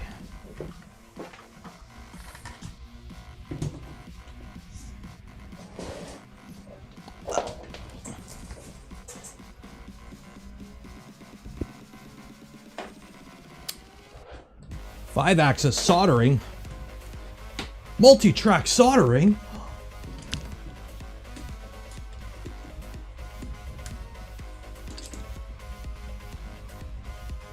Need some deja vu playing in the background. Yes, Duff missed Doggo. Sorry, Duff. Did I say cut the red? I've already cut the red wire. Shit. Well, we're all dead.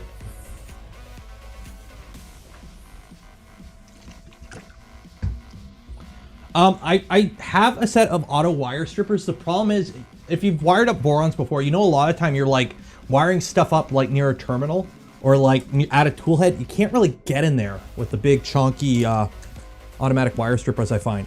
So I ended up I used my cheap set that I bought at like the crappy tire all the time.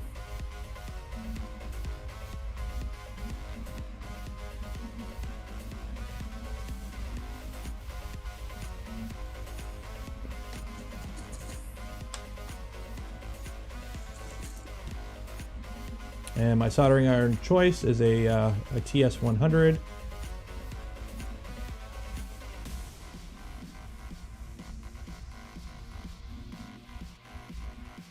and I use the good old-fashioned cancer-giving 6337 solder.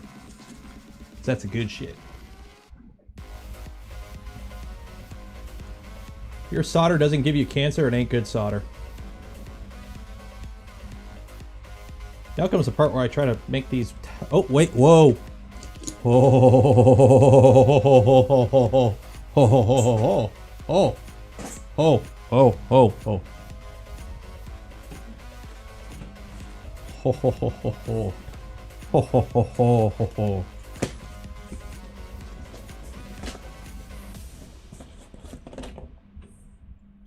Oh!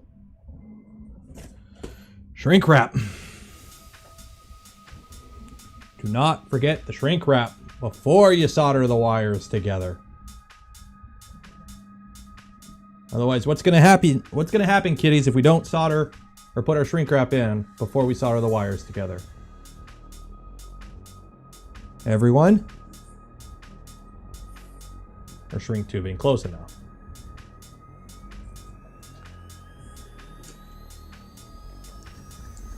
The resolder shame, we're gonna have a bad time.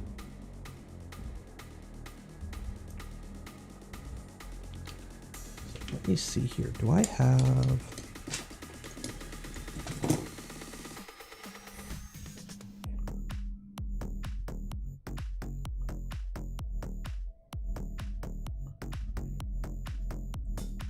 Oh, this is gonna suck because I got no helping hands up here.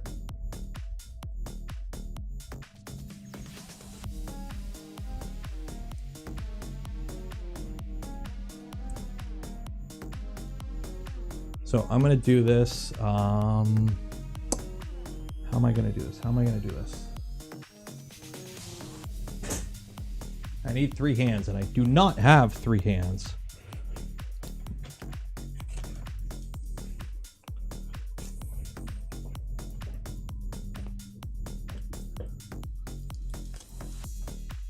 Tape in a bottle. Canadian Tire doesn't print their money. Yeah, it's been a while. They haven't done that in a long time. It's kind of like how we'll never probably have roll up the rim again with roll up rims ever again because of COVID. Like that's done. They'll never do it again. It'll never come back. Canadian or Timmy's is too cheap of a company now. Remember?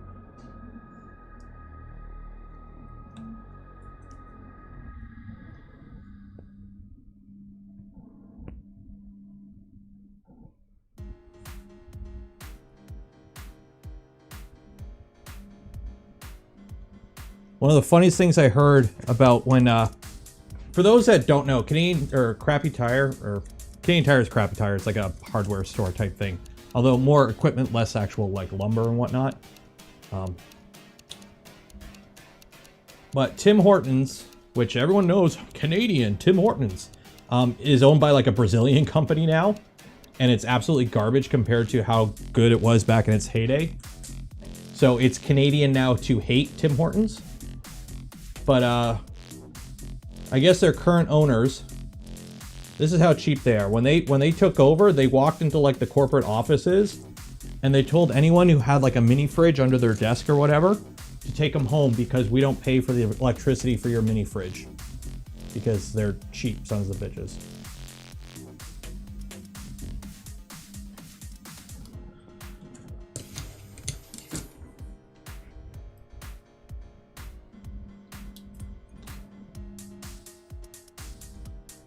So yeah, so Timmy's is not anywhere the Timmy's that it used to be. Tino, Timmy's in name only.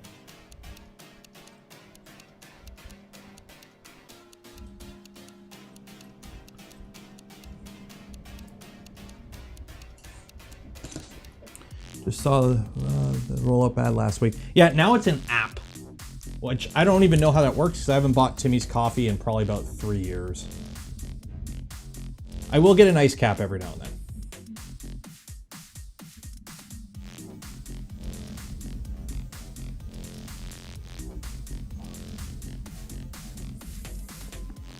The ice caps are marginally acceptable in my opinion. Hey, it's Meet You. Hey, Meet You. I hate soldering in the air without anything supporting it.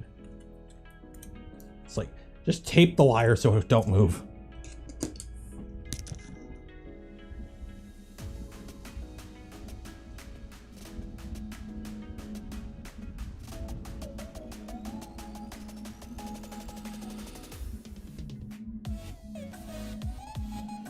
More solder, apparently.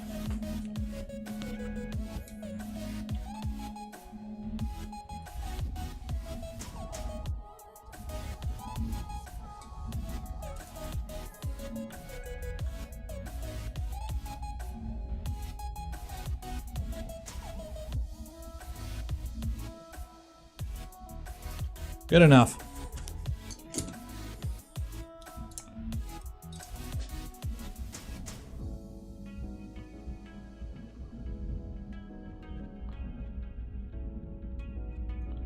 Okay, so now I need my hot air gun.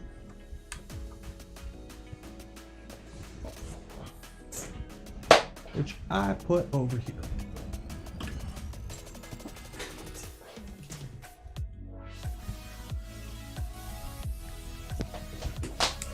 I don't mind soldering. I actually like soldering.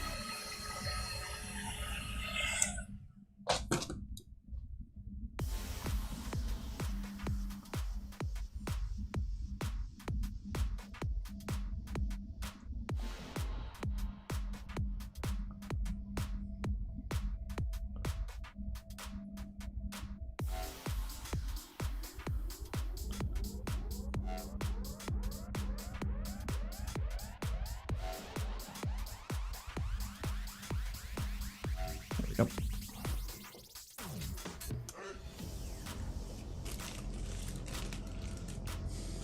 Soldering in the air. I like component soldering, like building PCBs and whatnot. I like doing that. That soldering I like.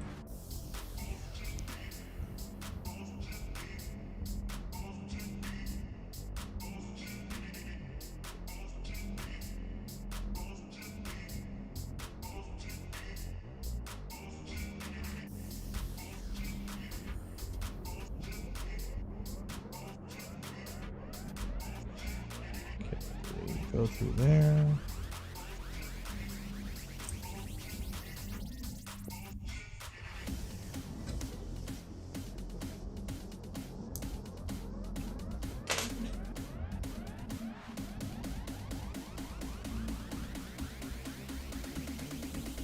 I may have grabbed a little too much extra wire, but oh well.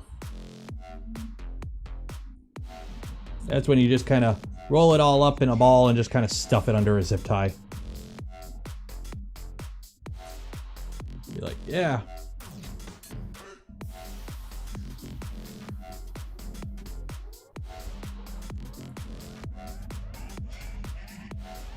That's secure.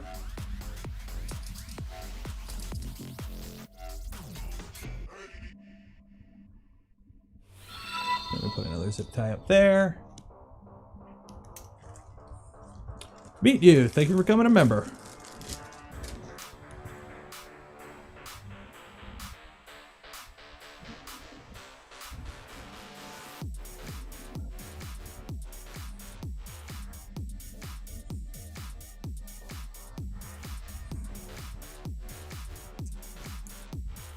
For those unaware, Meet You is you're still the head mainsail guy, I think.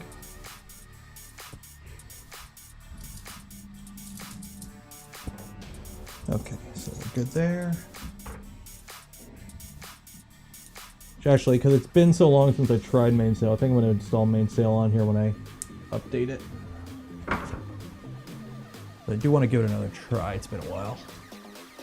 Saw it as a rock, huh, Marv? Yep.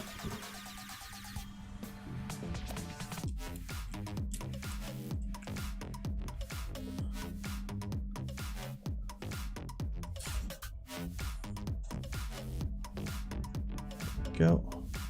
And for those that don't know, you're supposed to secure anything going through a drag chain on both ends so it doesn't move around in the drag chain.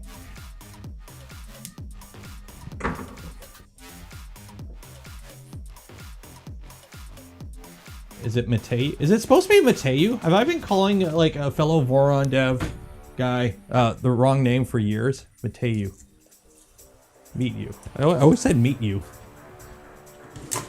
Then again, I don't say most of your names out loud. You're just names on a screen.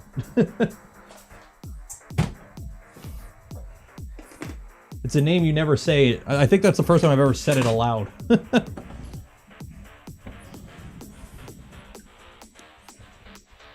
It's like, what was the show? Reboot. For anyone who watched Reboot as a kid, there's a character named Andrea, okay? She's like a computer character, right? So growing up, that's where I learned the name Andrea. So anyone I met that was named Andrea, I always called him Andrea, and I always got shit for it. So I see the name and I just go, oh, it's Andrea. It's like, no, it's Andrea.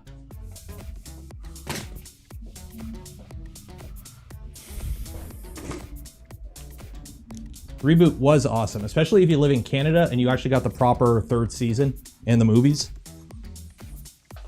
I said it correct. Okay, so it is Meet You. Okay.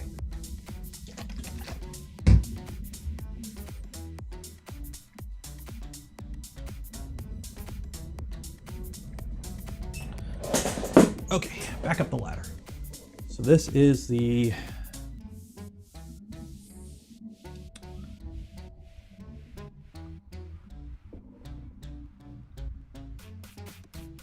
Oh wait, that was a servo. So where's the servo? There's the servo. Okay, so that's a servo. So servo goes there. Ugh. Selector end stop encoder. So the encoder is red. The colors, what do they mean? Is it labeled? No.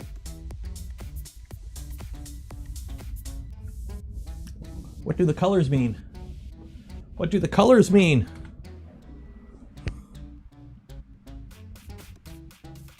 Oh, VCC, ground, and sensor. Okay, that's what the colors mean. So VCC, ground, sensor.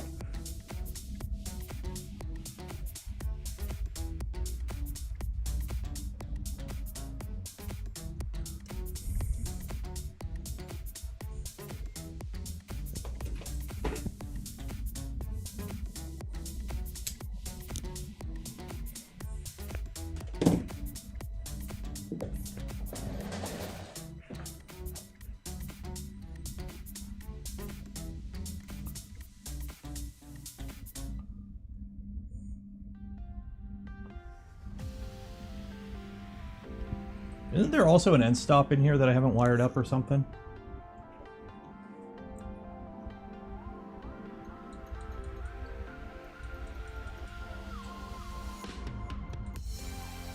Oh wait, no, here they are, I think. Yeah. Okay, yeah, I do have an end stop. Here's the end stop. Okay. Like, did I not wire up an end stop? Yeah. Okay, end stop.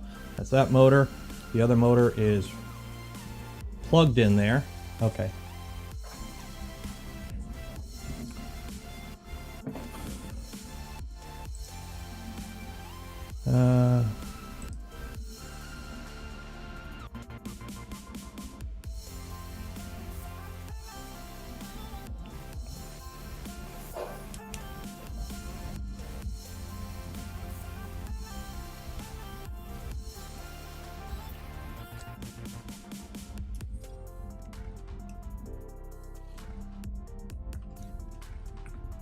Crimpin, crimpin, crimpin.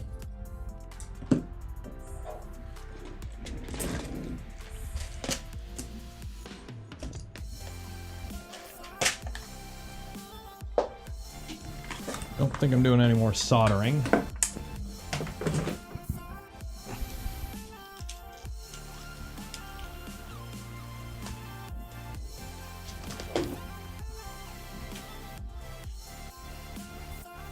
There's another thing about working on this. Normally, like when it comes to this, I'd be working on the floor. That's what I used to do. I just put my printer on the ground when I'm doing any wiring. Now it's up all on a tall workbench. Capricorn or PTFE? I don't really buy too much into the Capricorn PTFE Bowden tube. Mostly because I don't have any Bowden machines. So I just use like just generic PTFE for that inch that you need.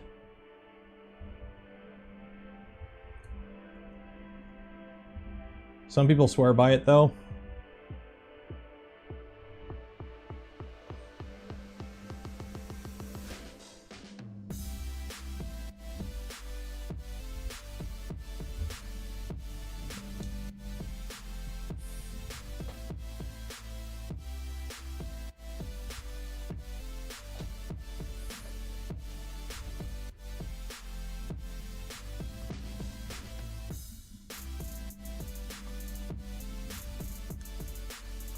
Yeah, so again, just to reiterate, we're gonna wire up the EZboard right now. I'm gonna remake the Wireloom during the week, and then next week we should be on to doing klipper configuring. So instead of watching me crimp and solder, you can watch me play around setting up a klipper config.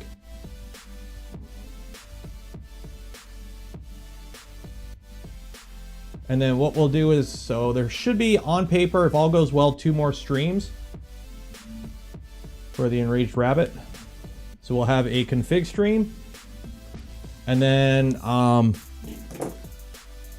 we might be pushing plastic. If not, what I'll do is, the plan is, I want to do a whole stream of just printing something.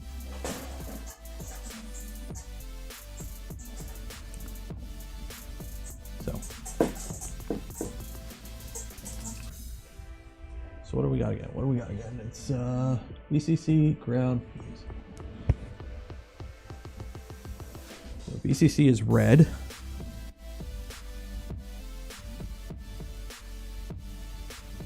Ground is green.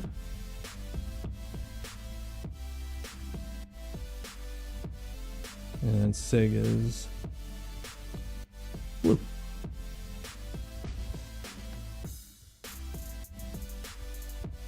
Encoder.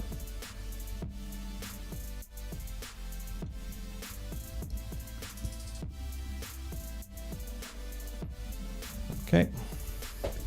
And then the end stop are just 2 pins that are close to the thingamabobber.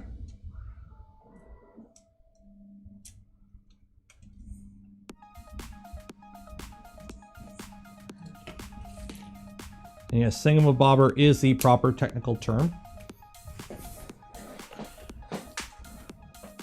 Do you know what could make this happen? Make what? Oh, I switched to Super Slicer and was using Curve before. Was getting perfect prints, was curious. Since I switched to Super Slicer, my prints are getting filament blobs throughout the print. What profile are you using? You completely switched printer profile or printer slicers. So that's the equivalent of saying I switched from Windows to Mac and my printer doesn't behave the same way. Unless you have all your settings in order, odds are you will see some differences, especially if you're just running like a bog standard profile. There's a few profiles, I think they're pinned in the PIF channels. Doc's PIF profile, I can't remember where it's pinned at, or Slicer and Print Help maybe on the Discord. That is probably your best bet for a starter go-to profile for a V2 or a V1 or Trident. On a V0, same thing, just drop the speeds and feeds a little bit. And adjust printer size and extruder settings, obviously. But if you're getting blobs, it could be a Z-hop was enabled and now it's not enabled. Or your combing, which is you're dragging your nozzle over the print, which it might not have been doing in Cura. I run with Z-hop constantly because I don't like my nozzle hitting things while printing.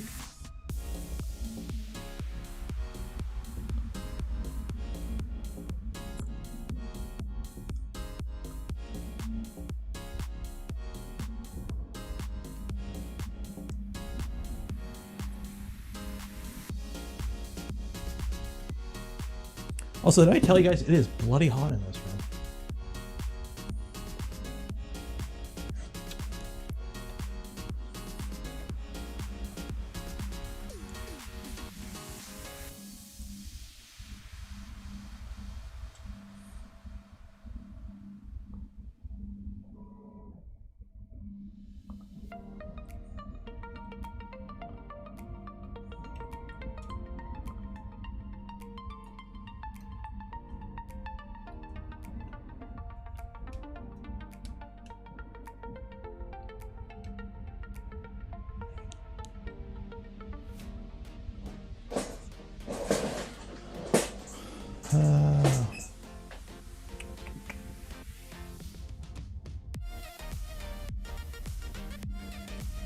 What, Doc's here? Oh, Doc's here. Everyone say hi to Doc. And if your printer is printing crappily, run away and hide.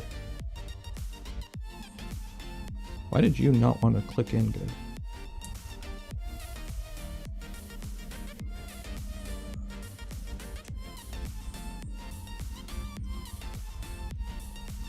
Oh, there you go.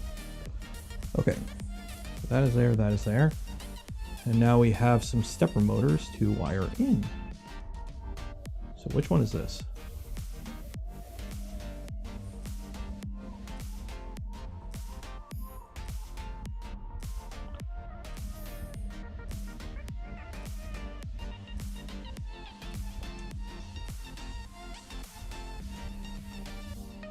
Which one's selector and which one's gear? I'm assuming this is gear. Yeah, that's gear.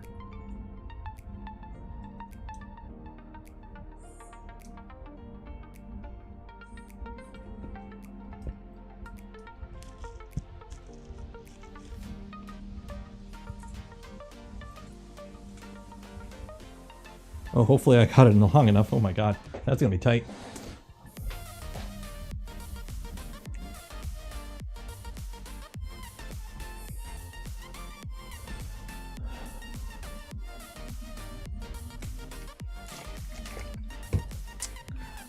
Kirimoto, I have not tried that. I seen, I think the belt printer people are using it to pretty good effect, and I know Joel tried it on one of his printers and he seemed to like it. The only thing that concerns me about it is I don't know how robust its settings are. So you might not be able to like tune it as much. So on like something like an Ender 3, you might be okay because it's not really pushing it too hard. But on something like a Voron, you might not be able to fully take advantage of it. I don't know. I haven't really looked into it though. But it is on my, like, I do want to try it. I just haven't sat down and actually done it.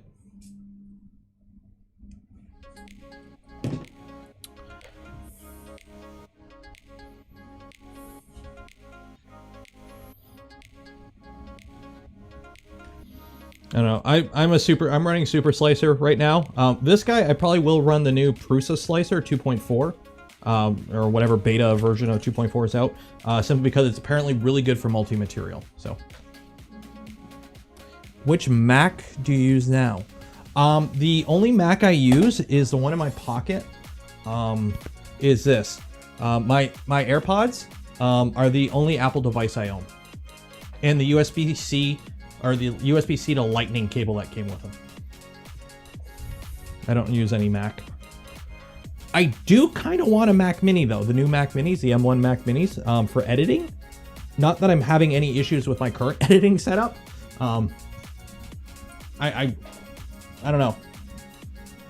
I kind of like the idea of the new Mac Minis with the M1 chip, and it's like an all new system on a chip, and it's really efficient. It's really only good for Mac stuff. Like you don't have a video card. You ain't playing games on it. But I don't know. I kind of like the idea of the Mac Mini with the M1. But like a grand Canadian, so it's kind of hard to justify when I have a Ryzen system upstairs with a 5700 XT and 32 gigs of RAM. So.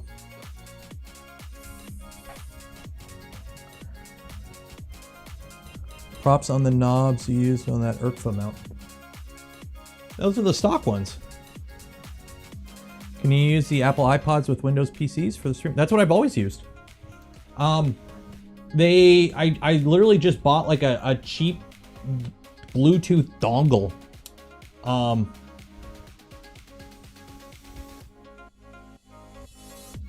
I just have like legit a cheap Bluetooth dongle plugged in here. And this connects over Bluetooth. Now, obviously I don't get all the fancy stuff. I don't get, the feedback. So I don't get like updates on the battery. Like I can't see my battery level. And there's a like Siri or like voice control. I don't have obviously, but if you I just use them for a Bluetooth headset. And it does, you know, 1 tap to pause, 2 taps to skip forward. So even on my phone, like when I use it over my phone and I have an Android phone, same thing.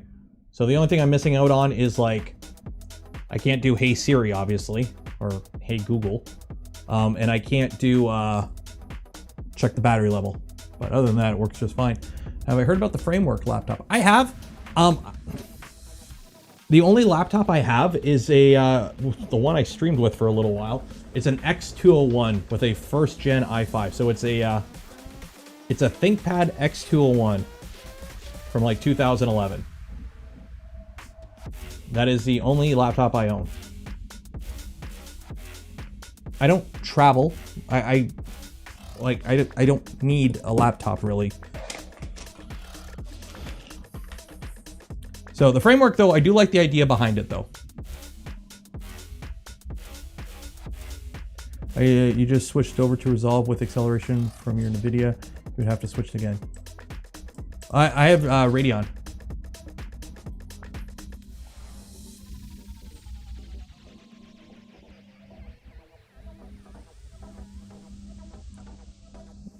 I just made my Google Home go off.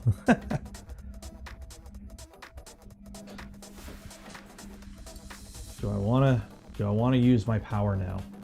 I have power. I can say things that'll do things now. Because some of y'all apparently listen to me on speakers instead of headphones.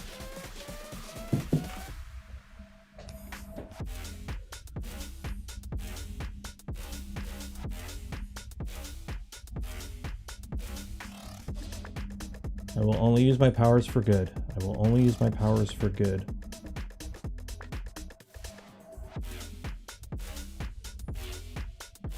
Okay, Google, order a bag of milk.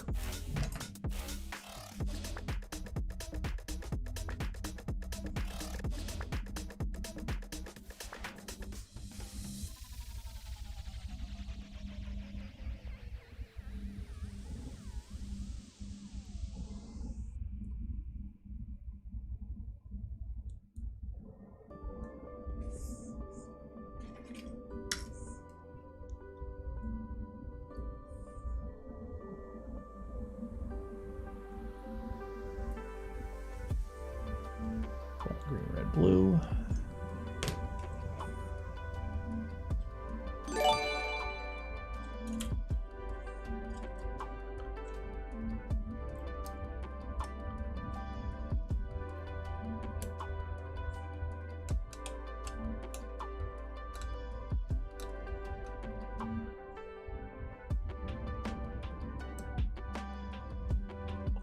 Why don't you want to connect in? What's going on? What am I missing here? What? Oh, Jesus. Misadventures and blah, blah, blah, blah, blah. MNMM. Misadventures. Oh, wow. By the way, I do have a slight speech impediment and lisp. Misadventures in melting plastic. Thesaurus. I can't say thesaurus. $50. Thank you. Appreciate it for the Mac Mini fun.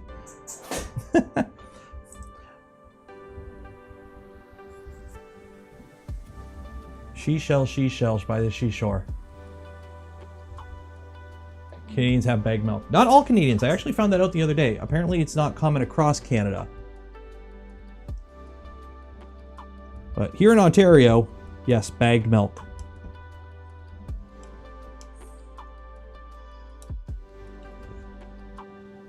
It is a thing.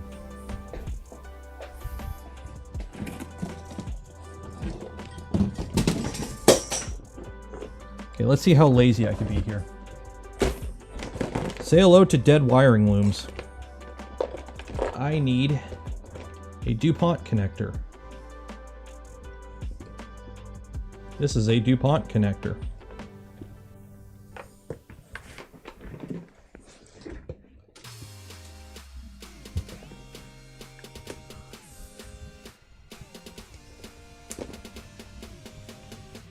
There we go. Perfect.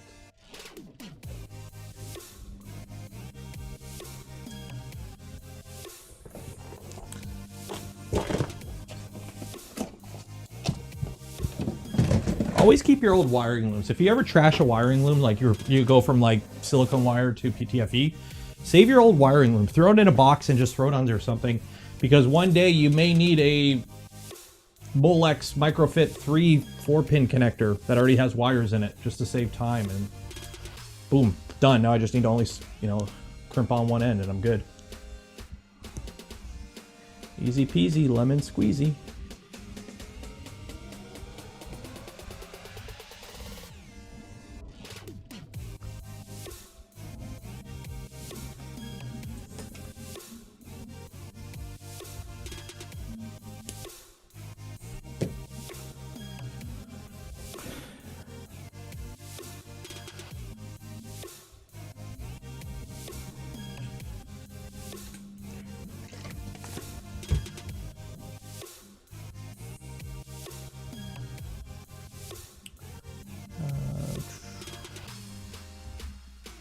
Yeah, you can buy pre-crimped wires.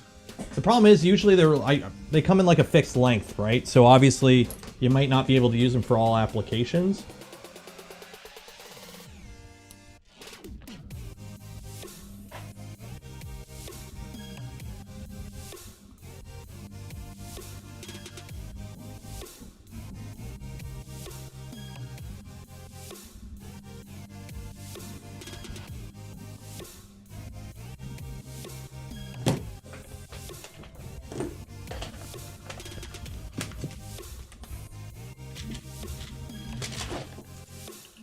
Actually, I think it's about time it's past 10 o'clock. It's happy hour. I think it's time to get a drink. It's about that right time now, Reto. So, as I said earlier, tonight's libation of choice instead of the usual JP Wisers. I went on an errand to the Lickbo today. Only Ontario kids would understand. Got ourselves some Wayne Gretzky Red Cask whiskey.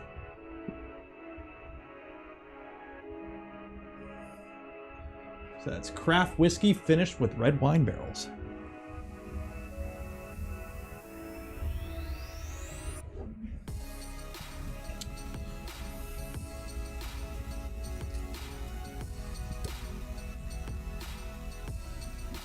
I don't think I've tried this one. I think the last one I tried was the it was maple cask. He's an ice hockey player. No, he plays badminton actually, I think now. Made in Niagara on the Lake, Ontario, Canada.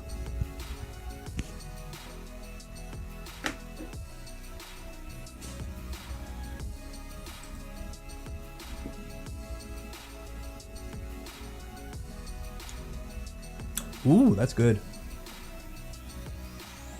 That's good. I would say that is a great one.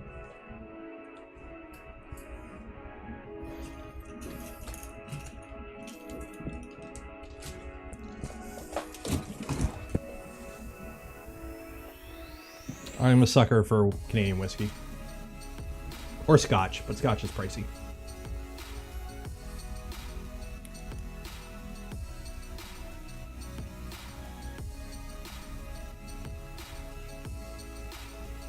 Wrong way.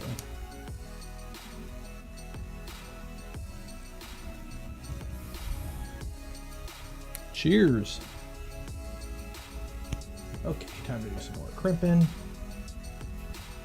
We're almost done anyways. This is the last connector, I think. And then I do have to find a USB-C cable. Oh, and I gotta run a 24 volt, I think.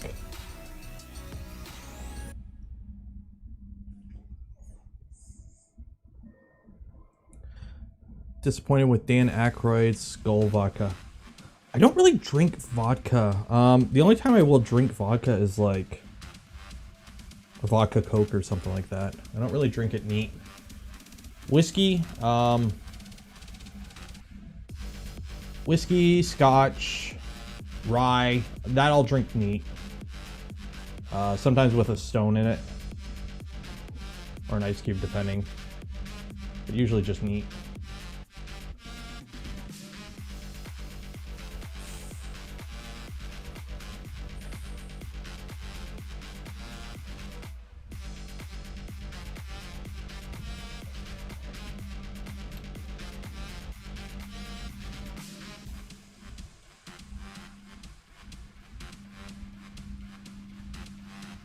But yeah, we are almost done here. I think I only got to run the USB cable, a 24 volt connector, obviously, because I need to power this thing, and I believe that is it for wiring up the EZboard. And then one day during the week, I'll make a new wire harness, because you know I love making wire harnesses. And we should be good to go.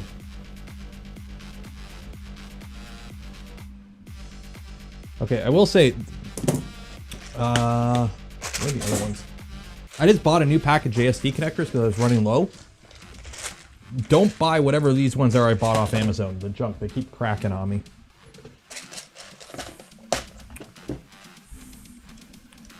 I drink sake. I have a bottle of sake that my mom brought me back from Japan when she went like, oh God, I was in high school. So like 15, 20 years ago? No, yeah, 15, 18 years ago. My mom bought a bottle of sake home from Japan. I have no idea what kind it is. It's all in Japanese. It's in a little box with like a red seal or some red ribbon on it or something.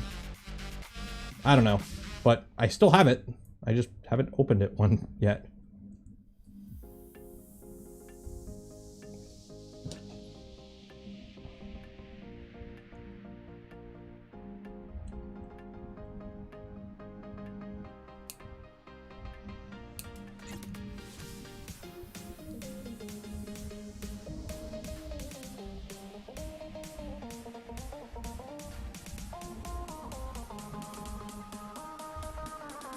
There we go. Okay.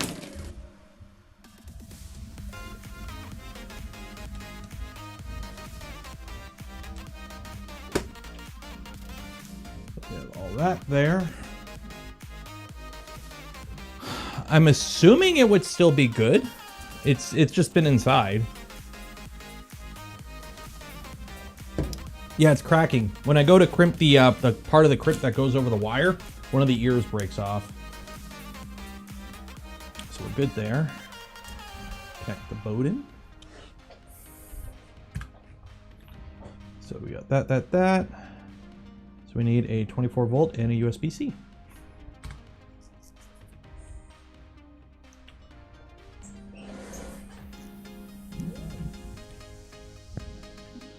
And then I gotta run that all the way back across the back here. And that just zip tie in. And then down there. And voila. So we are pretty much done, I think, for now at least.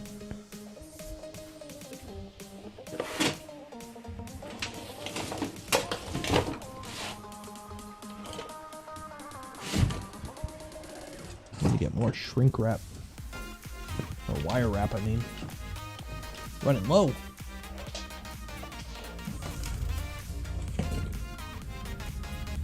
Can't wait till I redo this room. One more shelf. I'm waiting on one more shelf. Or cabinet, really.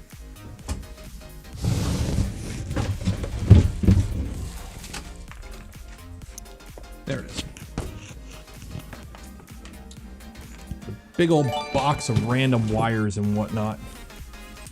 Glad I got to catch one live for the first time in a while. Heading to bed. Enjoy the rest of the stream, everyone. Rufo, $17.99. Thank you, appreciate it. Glad I got to watch live for the first time in a while. Heading to bed. Enjoy the rest of the stream. I will. Yeah, like I got these like random How many connector? 1, 2, 3, 4, 5, 6, 7, 8. 8 connector heavy duty wires with like these bulky fittings that are supposed to be for like an injection mold for something. I don't know. I just collect random wires when I see them at work because a lot of them are industrial grade, but the problem is most of it's too bulky for 3D printer stuff.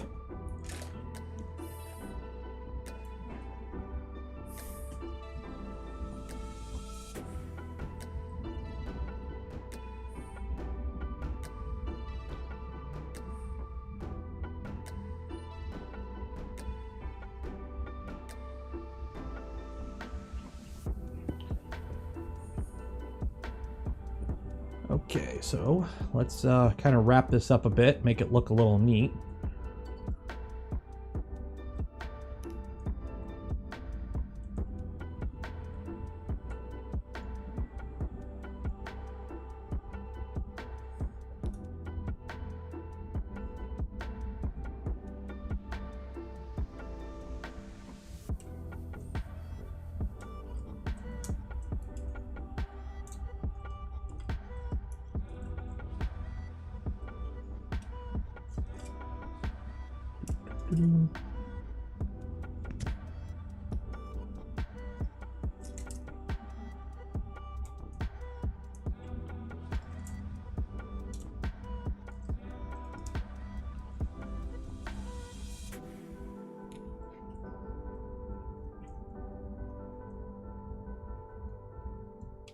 There we go. There we go. Okay.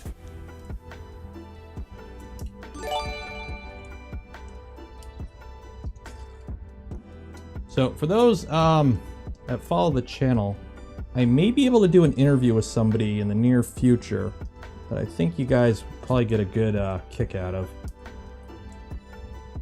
Because I know I did that interview at a local print shop, and the video did okay. None of my videos ever do like amazing, but the video did pretty good in my opinion. I had a lot of good comments on it. But I might have the opportunity to interview somebody a little more, a larger presence in the 3D printing community. So, see how that goes. Obviously, you'll see it when it happens, if it does happen. That's just something to keep an eye out for. KB3D, $15. Thank you, appreciate it. Did I have any issues with the Noctua fan? Being 25 versus 20. I don't... Noctua fan on what? The only Noctua fans I use are for controller cooling on my V2s.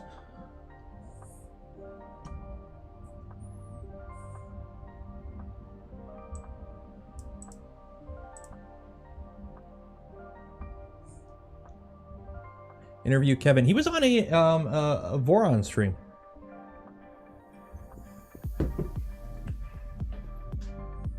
Okay, so that is that. That is that.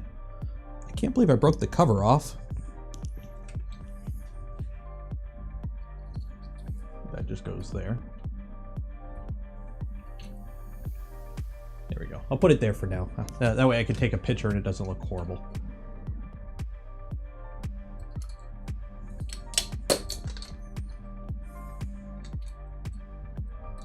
There we go. So now I just need a USB-C cable, which I have a whole bunch, but I don't want to use any of my good ones. So I'm probably going to Amazon one. Yeah. Alex, $20 Canadian. Thank you, appreciate it. I can't usually watch live, but was able to today. I'm putting the Voron setup on my V01. Am I doing it wrong? Nothing wrong with Voron on this V01. It's such a short Voron path. It's honestly not that big of a deal. I am putting the Voron setup on my V01. I like my direct feed. Lately, all my machines are direct feed. I like direct feed. But there is nothing wrong with Voron, especially if you're going for like the speed benchy stuff. If you want to go stupid fast, because I think right now the current speed benchy record is on a V0. If I'm not mistaken, printer is done for the stream. Now we're on to the just chatting part.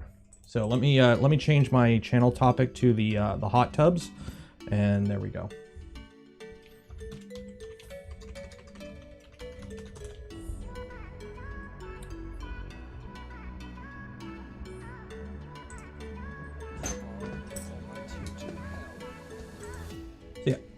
So for those that are going all servos and brushless drives and beefy 48 volts and all that, here's a NEMA 14 powered V0 doing a 3-minute benchy. So yeah.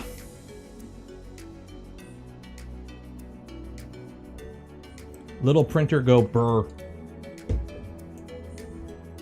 What's the noise? Yeah, you can have the noise. We'll put the noise on. But yeah, printer go burr.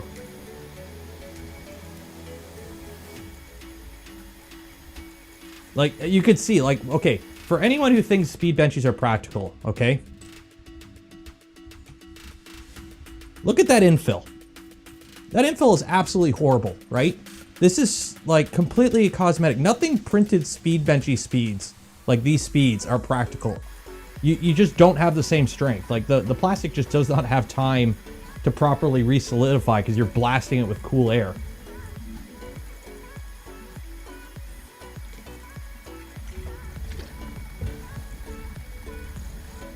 But yeah, NEMA 14's at 24 volts.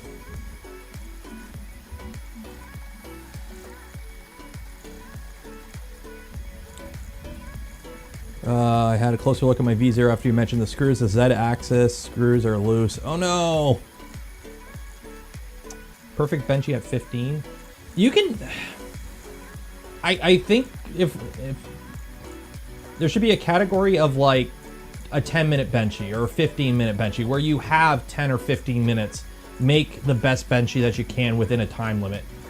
Because like, if you're going for these stupid speeds, you can only melt and re-solidify plastic. Because you got to remember, you're laying down plastic that's semi-liquid. It's like oozing. So as your nozzle moves, it kind of tugs the plastic along. It doesn't have time to properly connect to the existing layer below it.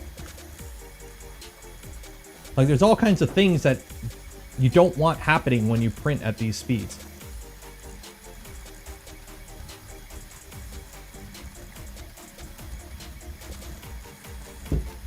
Like, I remember, when was it, back in December when I did speed benchies and we were happy to get under 10 minutes?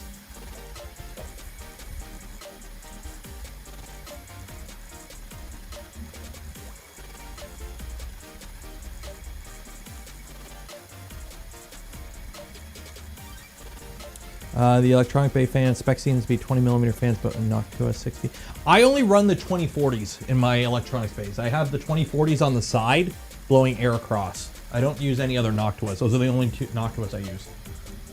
How's this coming along? Oh yeah, that warped a bit. Oh well. How's this one coming along? That's good. I'm a little concerned. The one in the Tallboy is a 3-day print, and it's 940 grams, and I just put a new spool of ABS Plus in there. It's a Davy Jones looking benchy, all right.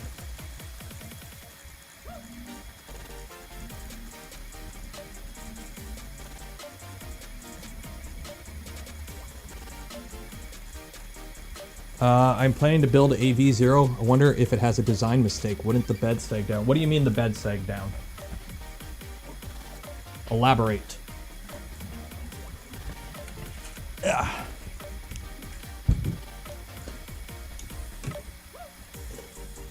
We'll let the benchy finish. We'll give it the next 20 seconds.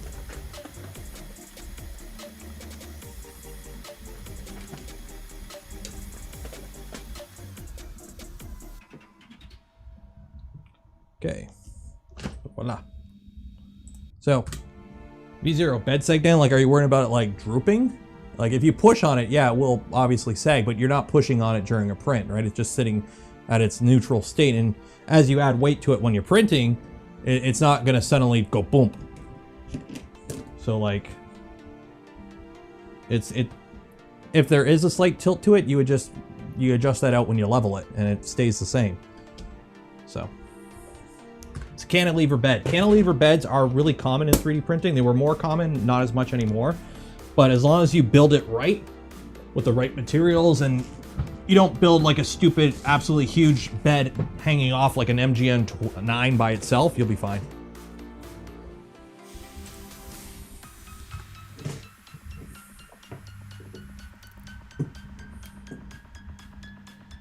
It held by one screw in the back, holding the whole weight of the bed on its own. There's multiple screws holding it. There's 4 screws holding it to each carriage.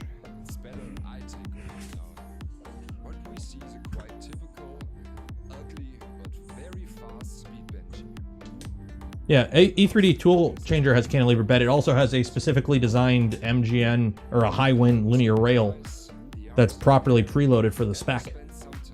So you gotta remember, most of us in 3D printing land are using off-the-shelf stuff from China.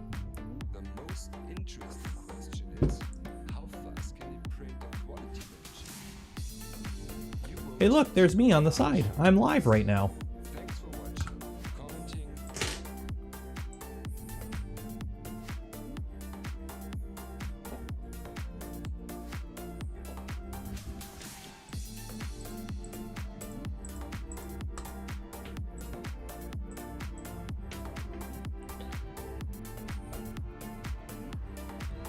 Kinematic. I think there already is a mod for the Trident to use a kinematic mount. I'm not 100% sure. I've seen it done on Vorons. So.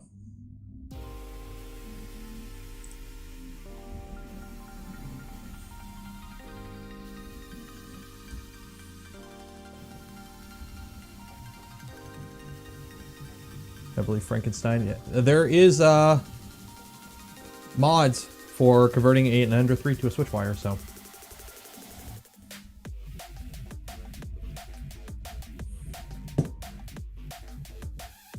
Kinematic mount just means the bed is not rigidly tied to the carriages that it moves on. So usually how that involves is on like a 3-point bed, you have your carriage mount that is attached to your linear rail. That's the part that goes up and down.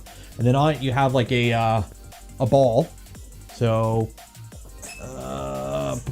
let me see if I can find an example. I should. I have so much random crap over the years. I know I have ball bearings somewhere.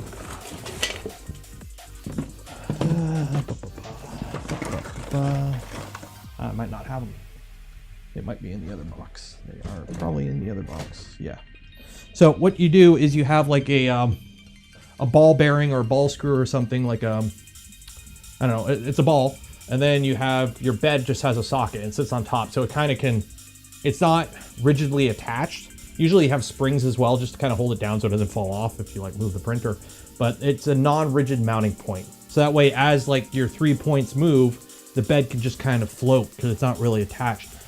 The thing is, your bed should never really be out that much to begin with, where you're really going all wonky. Like even on the V2s, like on, you know, the videos where people show off the quad level, quad gantry tramming, usually most of the time they take the corners and they move them way out of position. So it looks really cool when it straightens out.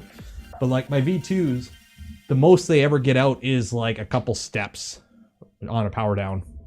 Maybe if I do like a filament change and then the motors aren't engaged and I push down on the tool head to put filament in, they might drop a little bit more. But for the most part, they never really get that much out of step. So. Yes, and the thermals too, as Doc said there. As it expands and whatnot, there's no constriction. How do you like the speed editor? I'm loving it so far. The knob on it is so smooth. You just sit there and spins. I gotta be careful though, because my son likes to play with it now, so.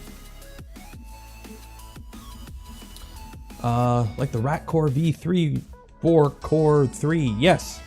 And many other printers. Tri-point beds have been a thing for a while. Railcore has been big on the kinematic bed mount for a while too. The Datalist is a commercial printer that has it. It's been a thing for a while. Like I was reading a thing on somebody reviewed a V0, and in the comments it's like, oh, they're not playing around with 48 volts on Voron team. I'm like, yeah, Voron team, we've never experimented with 48 volts. Like, why would we ever, you know, 2 years ago design a board with 48 volt capacity? I don't know.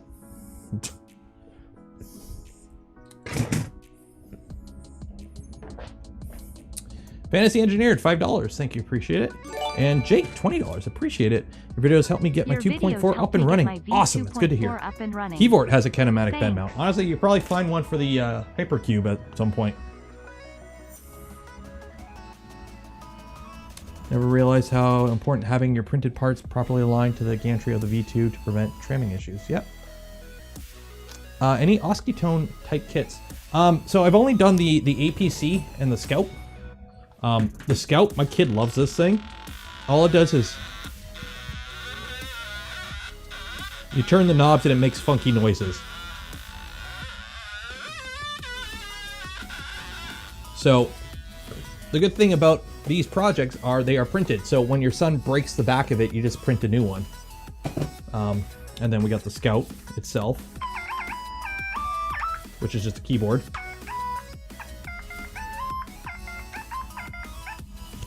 Let's see here. Let's see if I can remember it.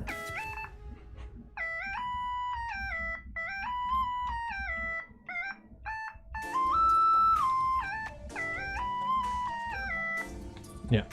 But they have like a bigger one that I might do one day. We'll see. This was just kind of filler before the Enraged Rabbit, and then I do have stuff planned after the Enraged Rabbit.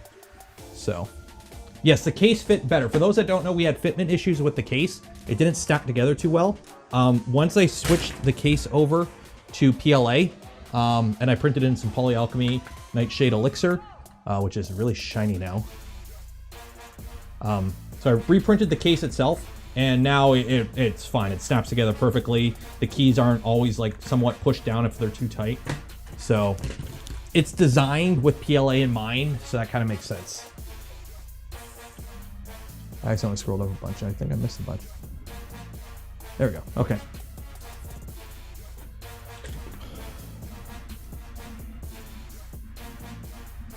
Servo steppers for XY. That's overkill. Honestly, in my opinion, 3D printers, 99.9% of them don't need anything more than a NEMA 17.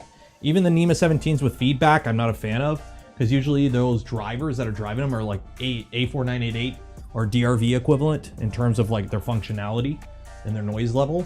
And I can't remember the last time I've had a layer shift other than, you know, on Skippy when we're trying to push the limits. So in like normal printing use with my normal printer settings and my normal slicer settings, I can't remember the last time I had a layer shift. So what mount do I have for the webcam on which printer? On this one is some mount I found on Thingiverse like 3 years ago for my V1. The fancy mount on that I'm using right now on Tallboy. Let me pull it up here. So to get this awesome camera angle on Tallboy, the webcam is legit just kind of sitting on top of the printer. It's just sitting on top, aiming down. That's how I get this awesome camera angle. And those are the only two printers that have on Toasty, it's just VHB to the back because I got the back panel and it's a Raspberry Pi cam and I just VHB taped it to the back panel. So this one is a Walmart. I bought it at Walmart for like 10 bucks. Tripod. It sucks. It never really holds its position.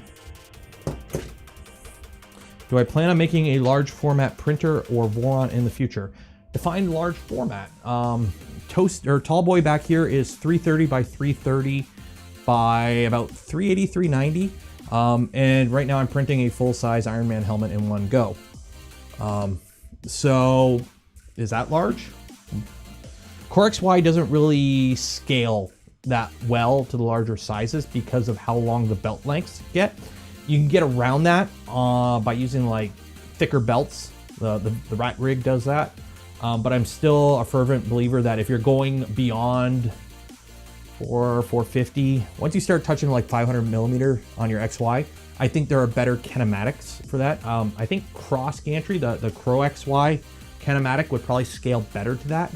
Or just straight up Cartesian where you have two motors moving your gantry on the X and then on the gantry itself there's a separate Y motor. So PIF doesn't require servos or fancy steppers. If we can rock it out with the basics, you can too. Pretty much.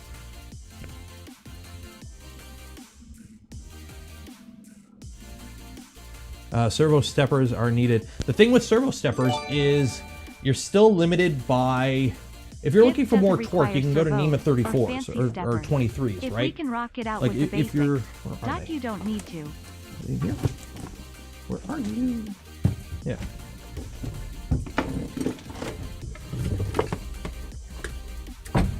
There you go. Yeah, so if you're looking for more torque, right? So, you know, you got your NEMA 17, right? So there's your NEMA 17. If you're looking for more torque, you can go to a NEMA 23. And this right here is like, I don't know, this is a 64 ounce NEMA 17. Most of us in Vorons are running like 84 ounces, and this is like, I think 300 something. So you can go to bigger motors. But the thing with servos, they get really pricey really quick. You need special controllers usually for them. And also, if they're proper servos, you're okay. But if you go to like the O drives are BLDC based. It's a brushless drive. They're brushless DC motors. The problem with a brushless DC motor, okay, we got my Makita here. My Makita, or correction, Milwaukee. It's red, not blue. My Milwaukee here is a brushless DC motor. So when it's going fast, it has a lot of torque. The problem is when it's going slow, I can stall it out really easily. Okay, so when you see people put O drives in 3D printers, they're either printing stupid fast all the time, or they have to gear them down because the EZboard guy, I can't remember, Vector 3D? Who's the EZboard guy? One of them did a video like showing what happens at slow speeds, and you get a lot of artifacting in your prints from printing slow with O drives. So, because you lose all your torque basically. Vez, yep, Vez 3D, that's who it is.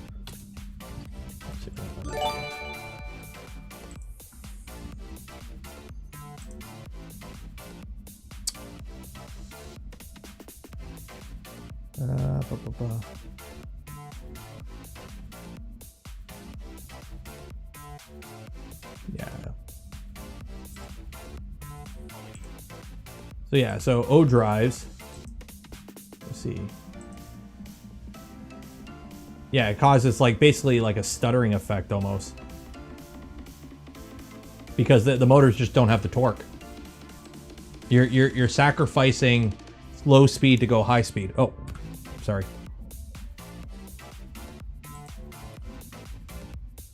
Like it's like faceted. It looks faceted. It can't move smoothly in radiuses basically. So yeah, you can do it, but it's not really. Yeah, O drives are usually brushless.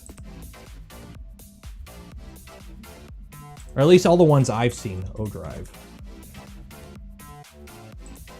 Or most of the ones I've seen people use are O drives. Or are brushless DC motors with an encoder, basically. That's how they make them.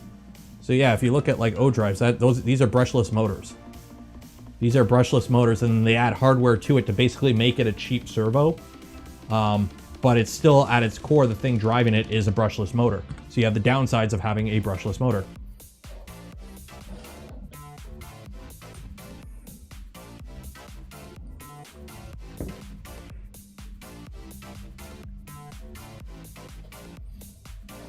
Now, obviously, there's all kinds of things that affect it, right? Gearing and whatnot. You can gear them for low speeds, but if you're gearing it for low speeds, just go with NEMA 17.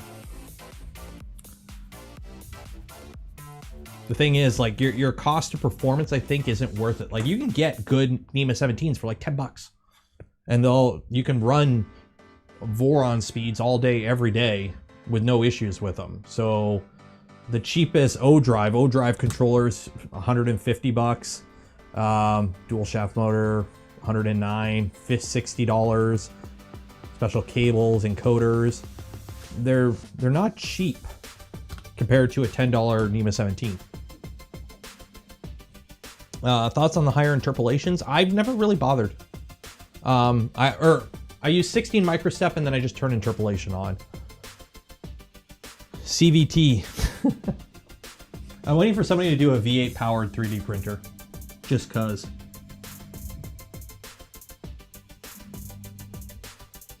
So much infill. Yeah, I'm waiting for somebody to do a V8 powered 3D printer. Hi, miss. What did you miss? We have installed the Enraged Rabbit carrot feeder. We've wired up the EZboard for it. However, we have not finished. Oh, and the tool head board is all wired up. I do need to remake a new Wireloom going from the tool head board down to the controller. And I will be doing that off stream on my own time during the week. So next week, we will be playing with klipper configs for this, and hopefully maybe getting a test print. We'll see. Oh, and you missed Doggo.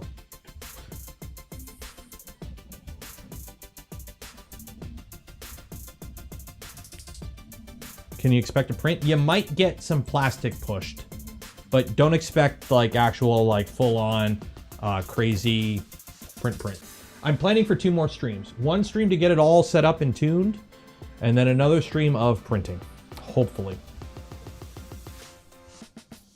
Can I post my SwitchWire Super Slicer settings? Modding my cubic for SwitchWire. I stock config, basically. All my printers I run for slicer settings, I use Doc's PIF profile, and I just adjust speeds and feeds. How many kilograms? You can do it with 1, I believe. I didn't measure at all. I just printed from stock. I used way less than a spool of black and way less than a spool of red, though. So I do like how this whole assembly rotates up for maintenance. So if you need to get at anything, if you got like a jam and anything, these lock in and hold it down. But say I need to get at these gates here because something jammed up, you just undo the 2 latches, and then this whole assembly pivots up and you can get at everything in there, and then you just pivot it down, lock it back in place, and you are good to go.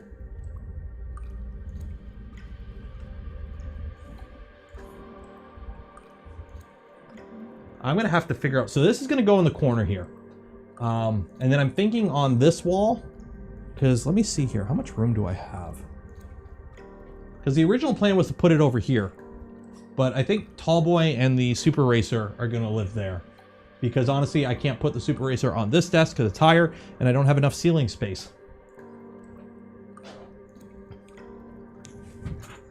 Because let's see, how far does the camera go? So if I got from there, so the camera goes to there on the wall. So I got about 3 inches.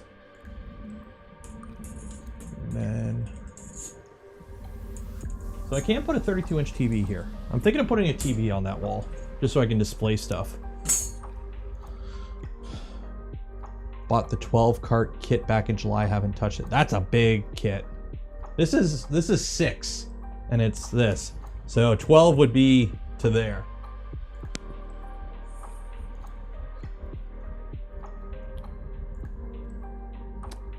Have I printed anything else? No, I did the mask with the teal, and then that's it. I haven't touched any of the other stuff yet. So this was in the Sparta 3D teal, elegant teal, sparkle ABS plus. A little bit of an issue with the teeth due to sports settings, but that came out really good, I think. But I still have the sparkle ivory and the sparkle lemon yellow, and then I got the ones on the shelf there. It's the pink, coral pink.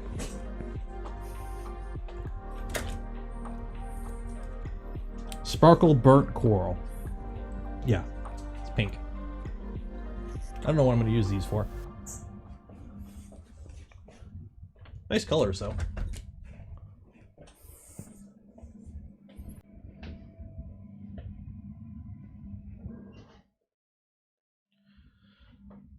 For Raid Shadow Legends. Well, I'm thinking if I put the TV up there, I can have whenever somebody donates pop up on there or something like that. I could figure all that out, I think.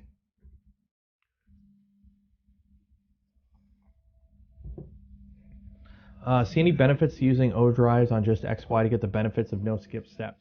Here's my thing, Richard. I can't even remember the last time I got a skip step in normal printing condition. I've had it during, you know, pushing the limits, trying to do speed prints or testing out new things, yes. But on my profiles that I run every day at my speeds and feeds that I run every day on my configs that I've had set up for months and years, I don't skip steps. I'm not losing steps. If my tool head skips because the print warped so much it collided, the print was probably gone anyways. So spending a lot of money to improve against something that doesn't happen, I view as a kind of waste of money. So now, if you're like the speed benchy folks who like to chase, numbers so you can get internet points, then yeah, go ahead. But for everyday use, not really.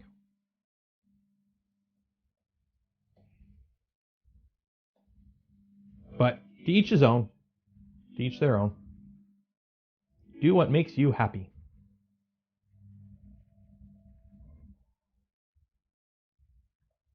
Don't fix it if it ain't broke. Exactly.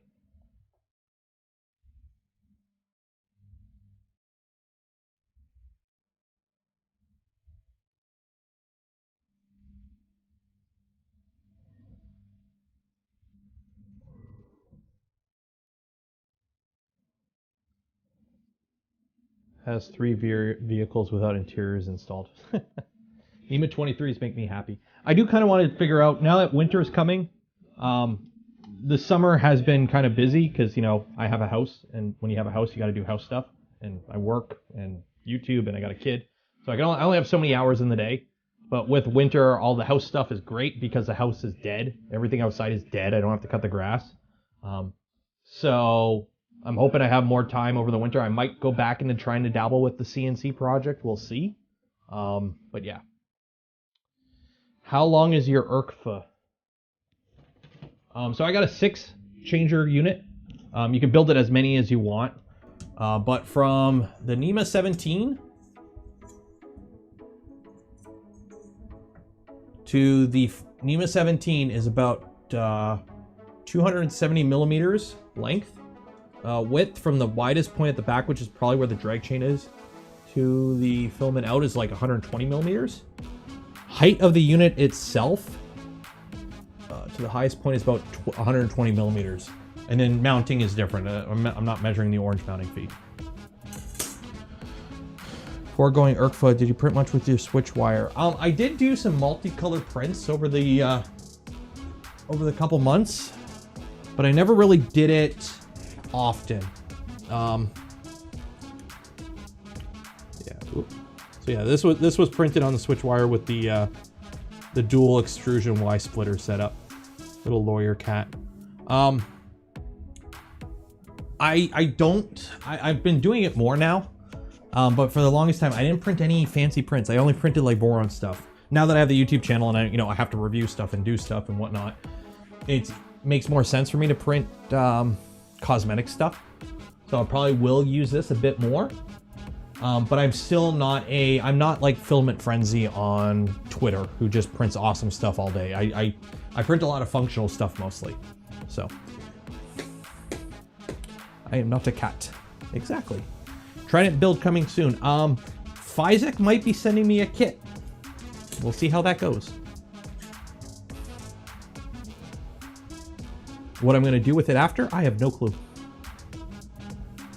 We'll see.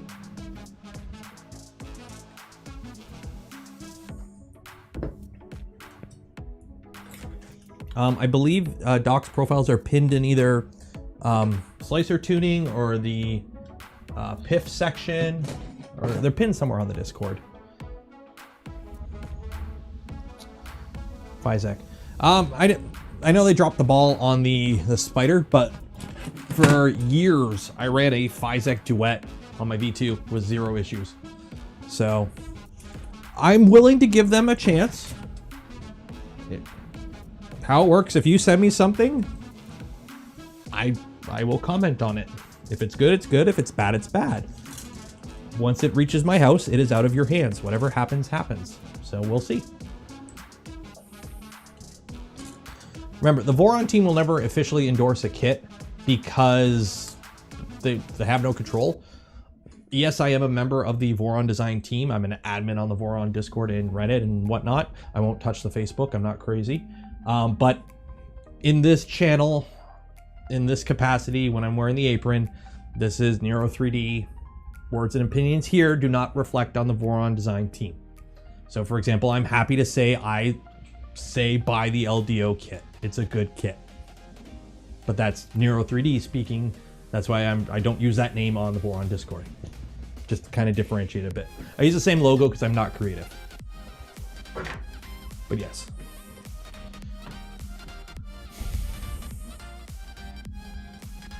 What happened with the Physec spider boards? They QC issues. A lot of bad 3-volt circuits apparently.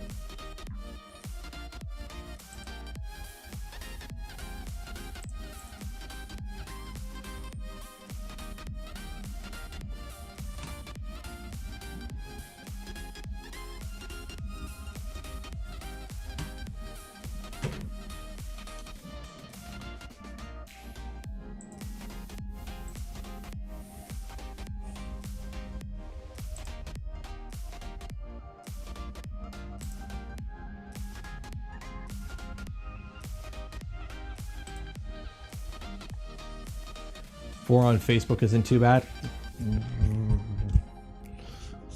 How would you encourage the Voron team to support the... Would you encourage the Voron team to... It's just a simple stance of, since the Voron team has no oversight of any kits, we won't put our name on any of them. So yes, you're fine to use the Voron logo on things that are designed for Voron. That's part of like the open source license and whatnot. So I could make a controller board for switch wires and slap the Voron logo on it on my own because I could. But in terms of the team going, here's a link to this kit, we say you should buy it. They'll never do that because they don't have control over it. It's like we wash our hands of this because we have no input on it and we have no say on it. Yeah. LDO is probably one of the vendors that has talked to the Voron team the most about things, but we still don't have control over the kits. It's an LDO thing. They're LDO kits. They're not Voron made LDO or Voron design approved LDO kits. They're LDO kits. So why don't the Voron team sell their own kits? Okay, stranger, would you like to buy a $3,000 Voron? Because for the team to like stop doing their full-time jobs, because everyone on the team has full-time jobs. So for anyone on the team to sell kits at a profit that would be able to replace the income from a full-time job, because it would be pretty much a full-time job keeping up with everything. Ask Deep Fried Heroin or anyone else who has opened up a Voron related store how much work is involved. Even the guys who do PIF like constantly, it's a lot of work. It does not scale. Imagine having to stock everything you need for every Voron, or even if you're just focusing on V2. So you're buying the frames, you're buying everything. How do you bring in the kits cheaper than, say, LDO, cheaper than FormBot? Sell them at a profit that would replace any income, any losses, and then also deal with all the QC issues. Because people are cheap. Yes, you might get the odd person that's willing to pay a 50% premium over an LDO kit for a packaged in the US kit or whatever, but good luck.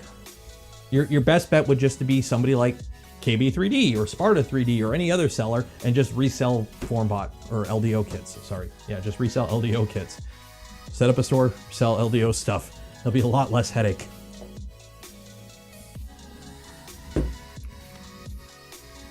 When your hobby becomes a job, it's no longer a hobby. This is getting dangerously close to being a job for me. So, I know that feel. Is there a CEO? There's a Russian cat food named person. That's the closest thing to a big boss man. See you, Ryan. Remember, Voron is licensed under open, or what is it, GPL v3. So anyone can sell a Voron. Duff, you could literally start selling Vorons. You can create a website, buy a Voron, and start selling Vorons tomorrow. You can do it. Go ahead, do it. All you have to do is accredit the team and link to the GitHub and state it's a Voron. You didn't design it yourself. It's a Voron.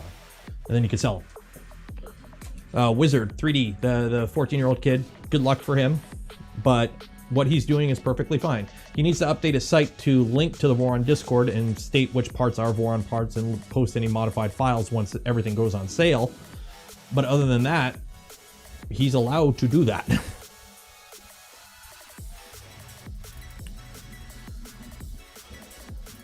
Is it possible for Voron to get sued? Well, Voron's not a company. Voron is not a company. Everyone thinks this. I see this all the time. Oh, how the Voron team doesn't do good kits. So the Rat Rig has a company behind it. It's like, cool. Well, Voron Design is a design team. It's just a bunch of guys spitting out designs in their basement. We attached a manual. The manuals are getting better. We're redoing the 2.4 manual right now. The manuals are pretty good, in my opinion. And we provide a bill of materials and a sourcing guide for those that don't know what kind of parts to look to. Some parts that, you know, we know work. But other than that, it's not a company. There has never been an official Voron built Voron. Like, other than the ones maybe Russian cat food built for himself. That'd be the closest thing to a Voron. But Voron is not a legal entity. Yes, that's why some douche canoe in China trademarked the name.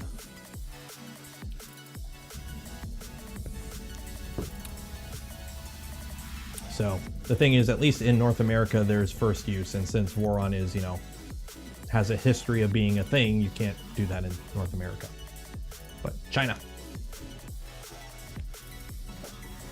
First live stream. Hello, Two Brothers Plumbing. It's pretty much going to be the end of the stream in like 5 minutes. We're just kind of having a chat before the end of the stream. Because it is bloody hot in here because I got 2 space heaters printing ABS.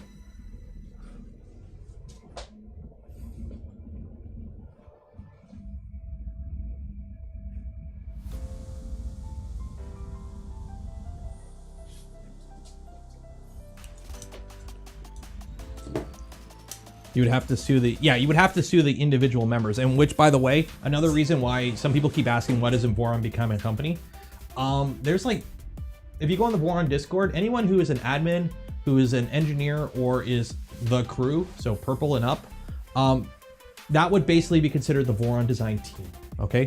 Not everyone who's a purple has actually contributed anything design, but for the most part, it's like anyone purple and up, you can consider be Voron team. I designed a Raspberry Pi mount for the V0.0 and the standalone jetpack mount. So for the jetpack, for mounting it standalone instead of mounting on the back of your X-Rail, those are the 2 contributions to the Voron design team I have made. How do you figure out what my share of the company is compared to Steve, who designed the Trident, or Russian Cat Food, who's designed the V2 and the switch wire and the legacy, like, or Ray, who kind of helps with mainsail. Like, who gets what share of what in all different countries and all different licenses? And yeah, now Ray, you help on mainsail. But that's what I mean. Like, mainsail kind of started off in Voron, but you know what I mean. There's so many different people that have contributed either massive amounts of things or little bits here and there, or just design input. How do you break out who gets what share of the company? And then also, this is nobody's full-time job. You have to understand, how do I word this? Voron can actually never be a legal company. There may or may not be one, more, many, or none people on the team that work in a field or fields where they might be under non-compete clauses or non-disclosure agreements or some other licensing contract when it comes to their terms of employment that say, hey, if you design something for a commercial entity other than our company, we get rights to your design. So Voron being open source gets around that, but yeah. So because of reasons like that, too, the Voron team can never be a team. We can never sell the design because there might have been somebody who worked on that design at some point, or a revision of that design, because everything's based on it on previous revisions, that they had a license with their work that said, hey, if you design anything, because we're a design company, if you design anything outside of work hours for a commercial entity, we get rights to it. How do you deal with that? So, yeah. Only RCF gets money. RCF gets no money. The only official source of income from Voron Design Team is if you hit the donate button on the website, which nobody ever does, or if you buy something through the optional affiliate links in the sourcing guide, which in that regard pays for dev costs, which is basically makes it, you know, pays for shipping on stuff from China quicker for development. Like, there's no profit in Voron.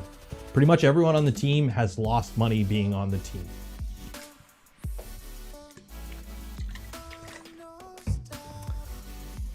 It's a shame you guys don't get paid for your designs. Some other companies profit off your work. They want to deal with the headache of running a company, go right ahead. So.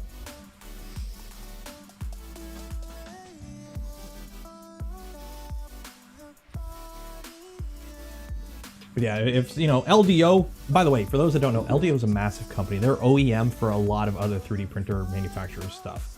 So they already got their foot in the door in a lot of places. But if a company wants to spin up a whole production line of Vorons, have at her, because we don't want to deal with that.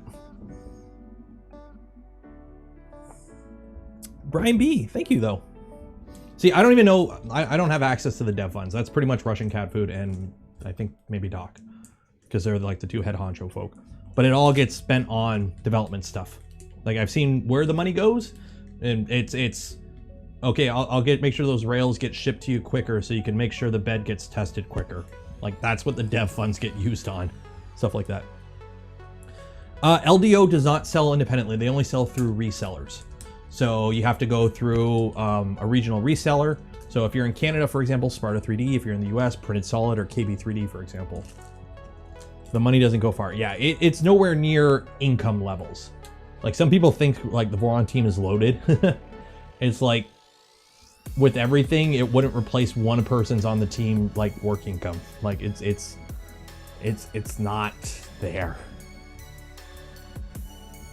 Am I happy with the Delta? Considering the FL Sun Super Racer is the only Delta I've played with, yeah, I'm happy with it. It prints pretty good.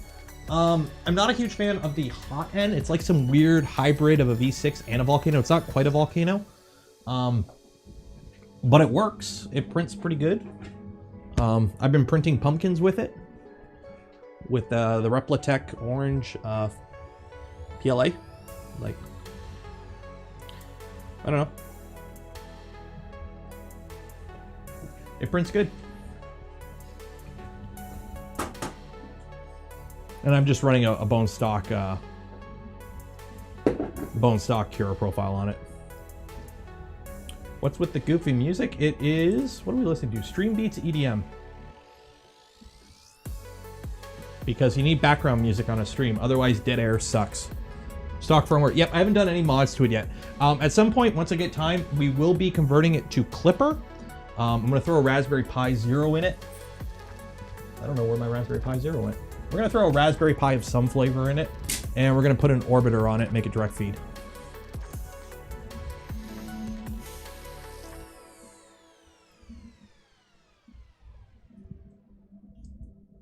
Voron team can add more merch. There is some merch. I have a merch store, for those that don't know.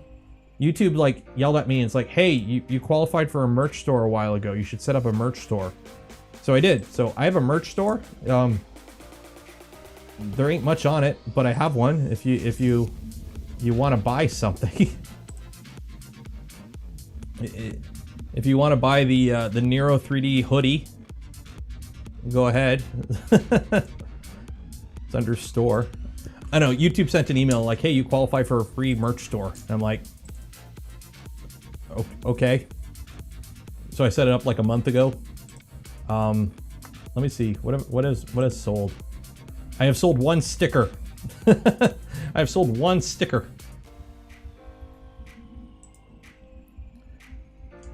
It's go to YouTube and then like go to my page and then it's under merchandise. I need to actually I want to get like an Only Benchy shirt and a bunch of stuff. I need to sit down and like hit up Fiverr again. So the thing is with an apron, I'd have to go custom. I may or may not have looked into trying to use my store to sell Voron bathrobes in black because everyone calls us a cult, so we might as well make money off of that. But unfortunately, they don't do bathrobes, so.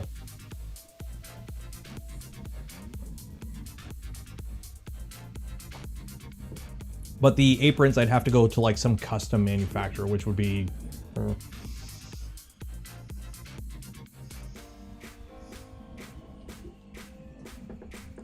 Put up some Voron hoodies. I won't put up any on my store. There is... you go to Voron Design, you go to merch. There is there a hoodie? I think there is a hoodie. Yeah, there's a hoodie. You can buy a Voron Design hoodie. And a t-shirt. Like, there is that. I won't put anything Voron on my channel. My channel is my channel. I don't want it to be, you know, I am on the Voron team. I try to keep my channel separate from Voron. Just for, you know, not legal reasons, but just because this is my channel. This is all 100% me. So I don't want it to be associated in that regard.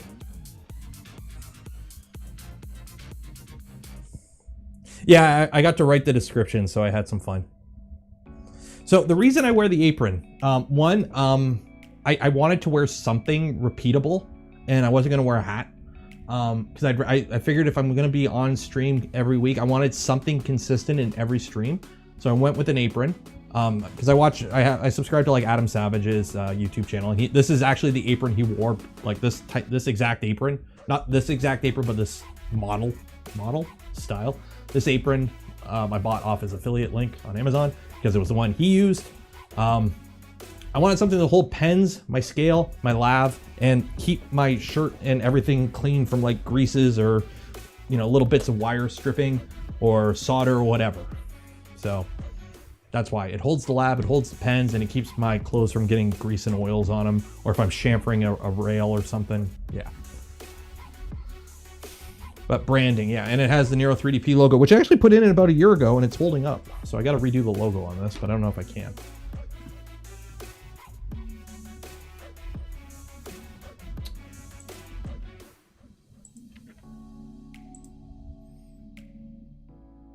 Can I put on the rabbit ears? I'll end the stream with the rabbit ears. We're going to end the stream in 5 minutes.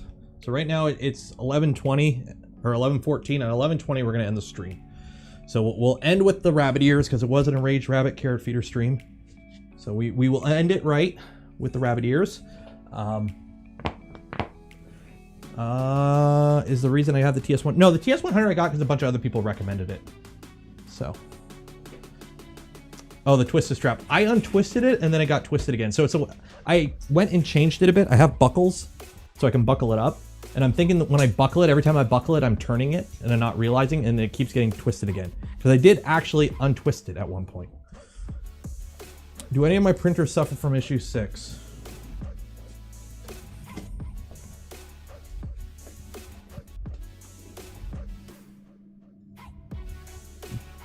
Do you see issue 6?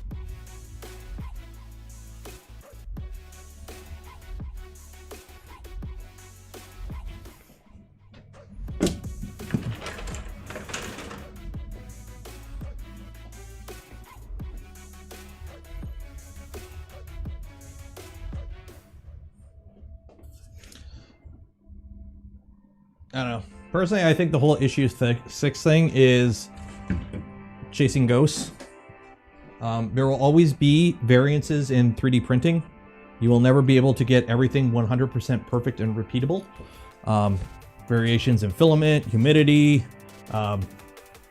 your stepper motors and your gears could be 99.99% repeatable, but not quite exactly. There will always be some sort of variance.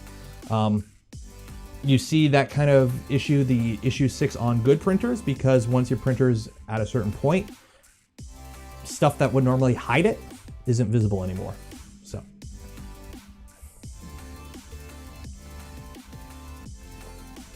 How did I print the Only Benchy sign? No, somebody made it to me. Nemgria on the Voron Discord made that and shipped it to me. And he told me to open it on stream, so.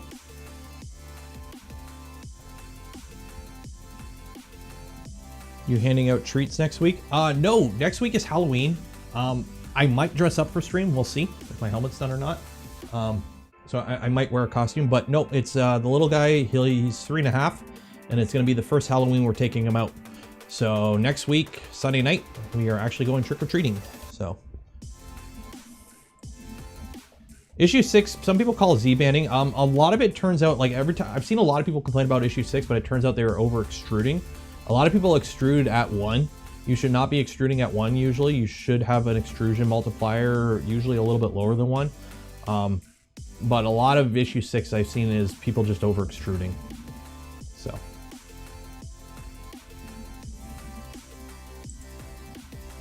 It's like Prusa has their issue, Prusa error issue, let me see.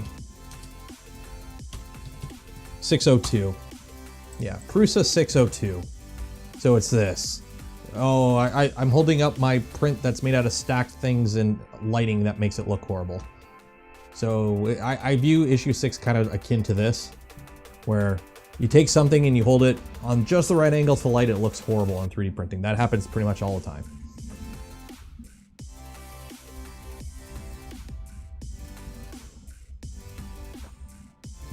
Simplify 3D a viable slicer? I've never touched Simplify 3D. Is that the one you have to pay for? If it's the one you have to pay for, no, not worth it. So. Right here, this is the closest thing I got to a cube right now. So here's my Oskitone. So, ooh, that looks pretty good. And then you hold it to the light at just the right angle. Oh, I could see a little bit of layers. And then there, oh my God, that looks perfect. Oh my God, a little bit of layers. Lighting can play tricks on you.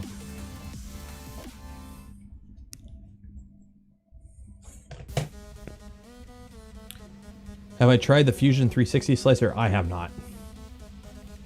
What's my go-to? Super Slicer for the most part. I will be using Prusa Slicer, the newest version, with this because it has really good multi-material support apparently. Or multi-material.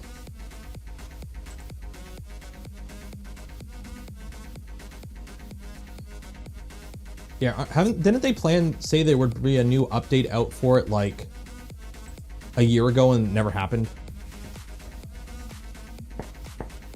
Okay, so I'm gonna end the stream there. It's getting hot in here and I'm wearing the rabbit hat. So, hope you enjoyed the stream tonight. As always, we got the Enraged rabbit carrot feeder installed. We got the EZboard wired up for it. We got the toolhead board wired up for it. I'll be making a new Wireloom off stream. So next week we will continue on. We will be doing the klipper config, getting this installed in klipper. I'm gonna have to update everything. It's running an old klipper. So we're gonna redo all the klipper config, get it all set up. We're gonna get a Prusa slicer config made up for it. Maybe we'll start calibrating it. I don't know how far we'll get. So next week, prepare to look at a desktop view for quite a while on the stream, because that's what we're gonna be doing. I'll make sure I'm not printing, so it won't be cooking in here next week. But yeah, so for those that enjoyed the stream tonight, you're awesome. For anyone who donated to the stream, you're awesome. For anyone who's became a member or subscribed to the channel, you're awesome. Just anyone who's listening to this, you're awesome, because everyone is awesome in any way they wish to be awesome. Yeah. Be safe out there. Wash your hands. Enjoy the rest of your weekend. Cheers.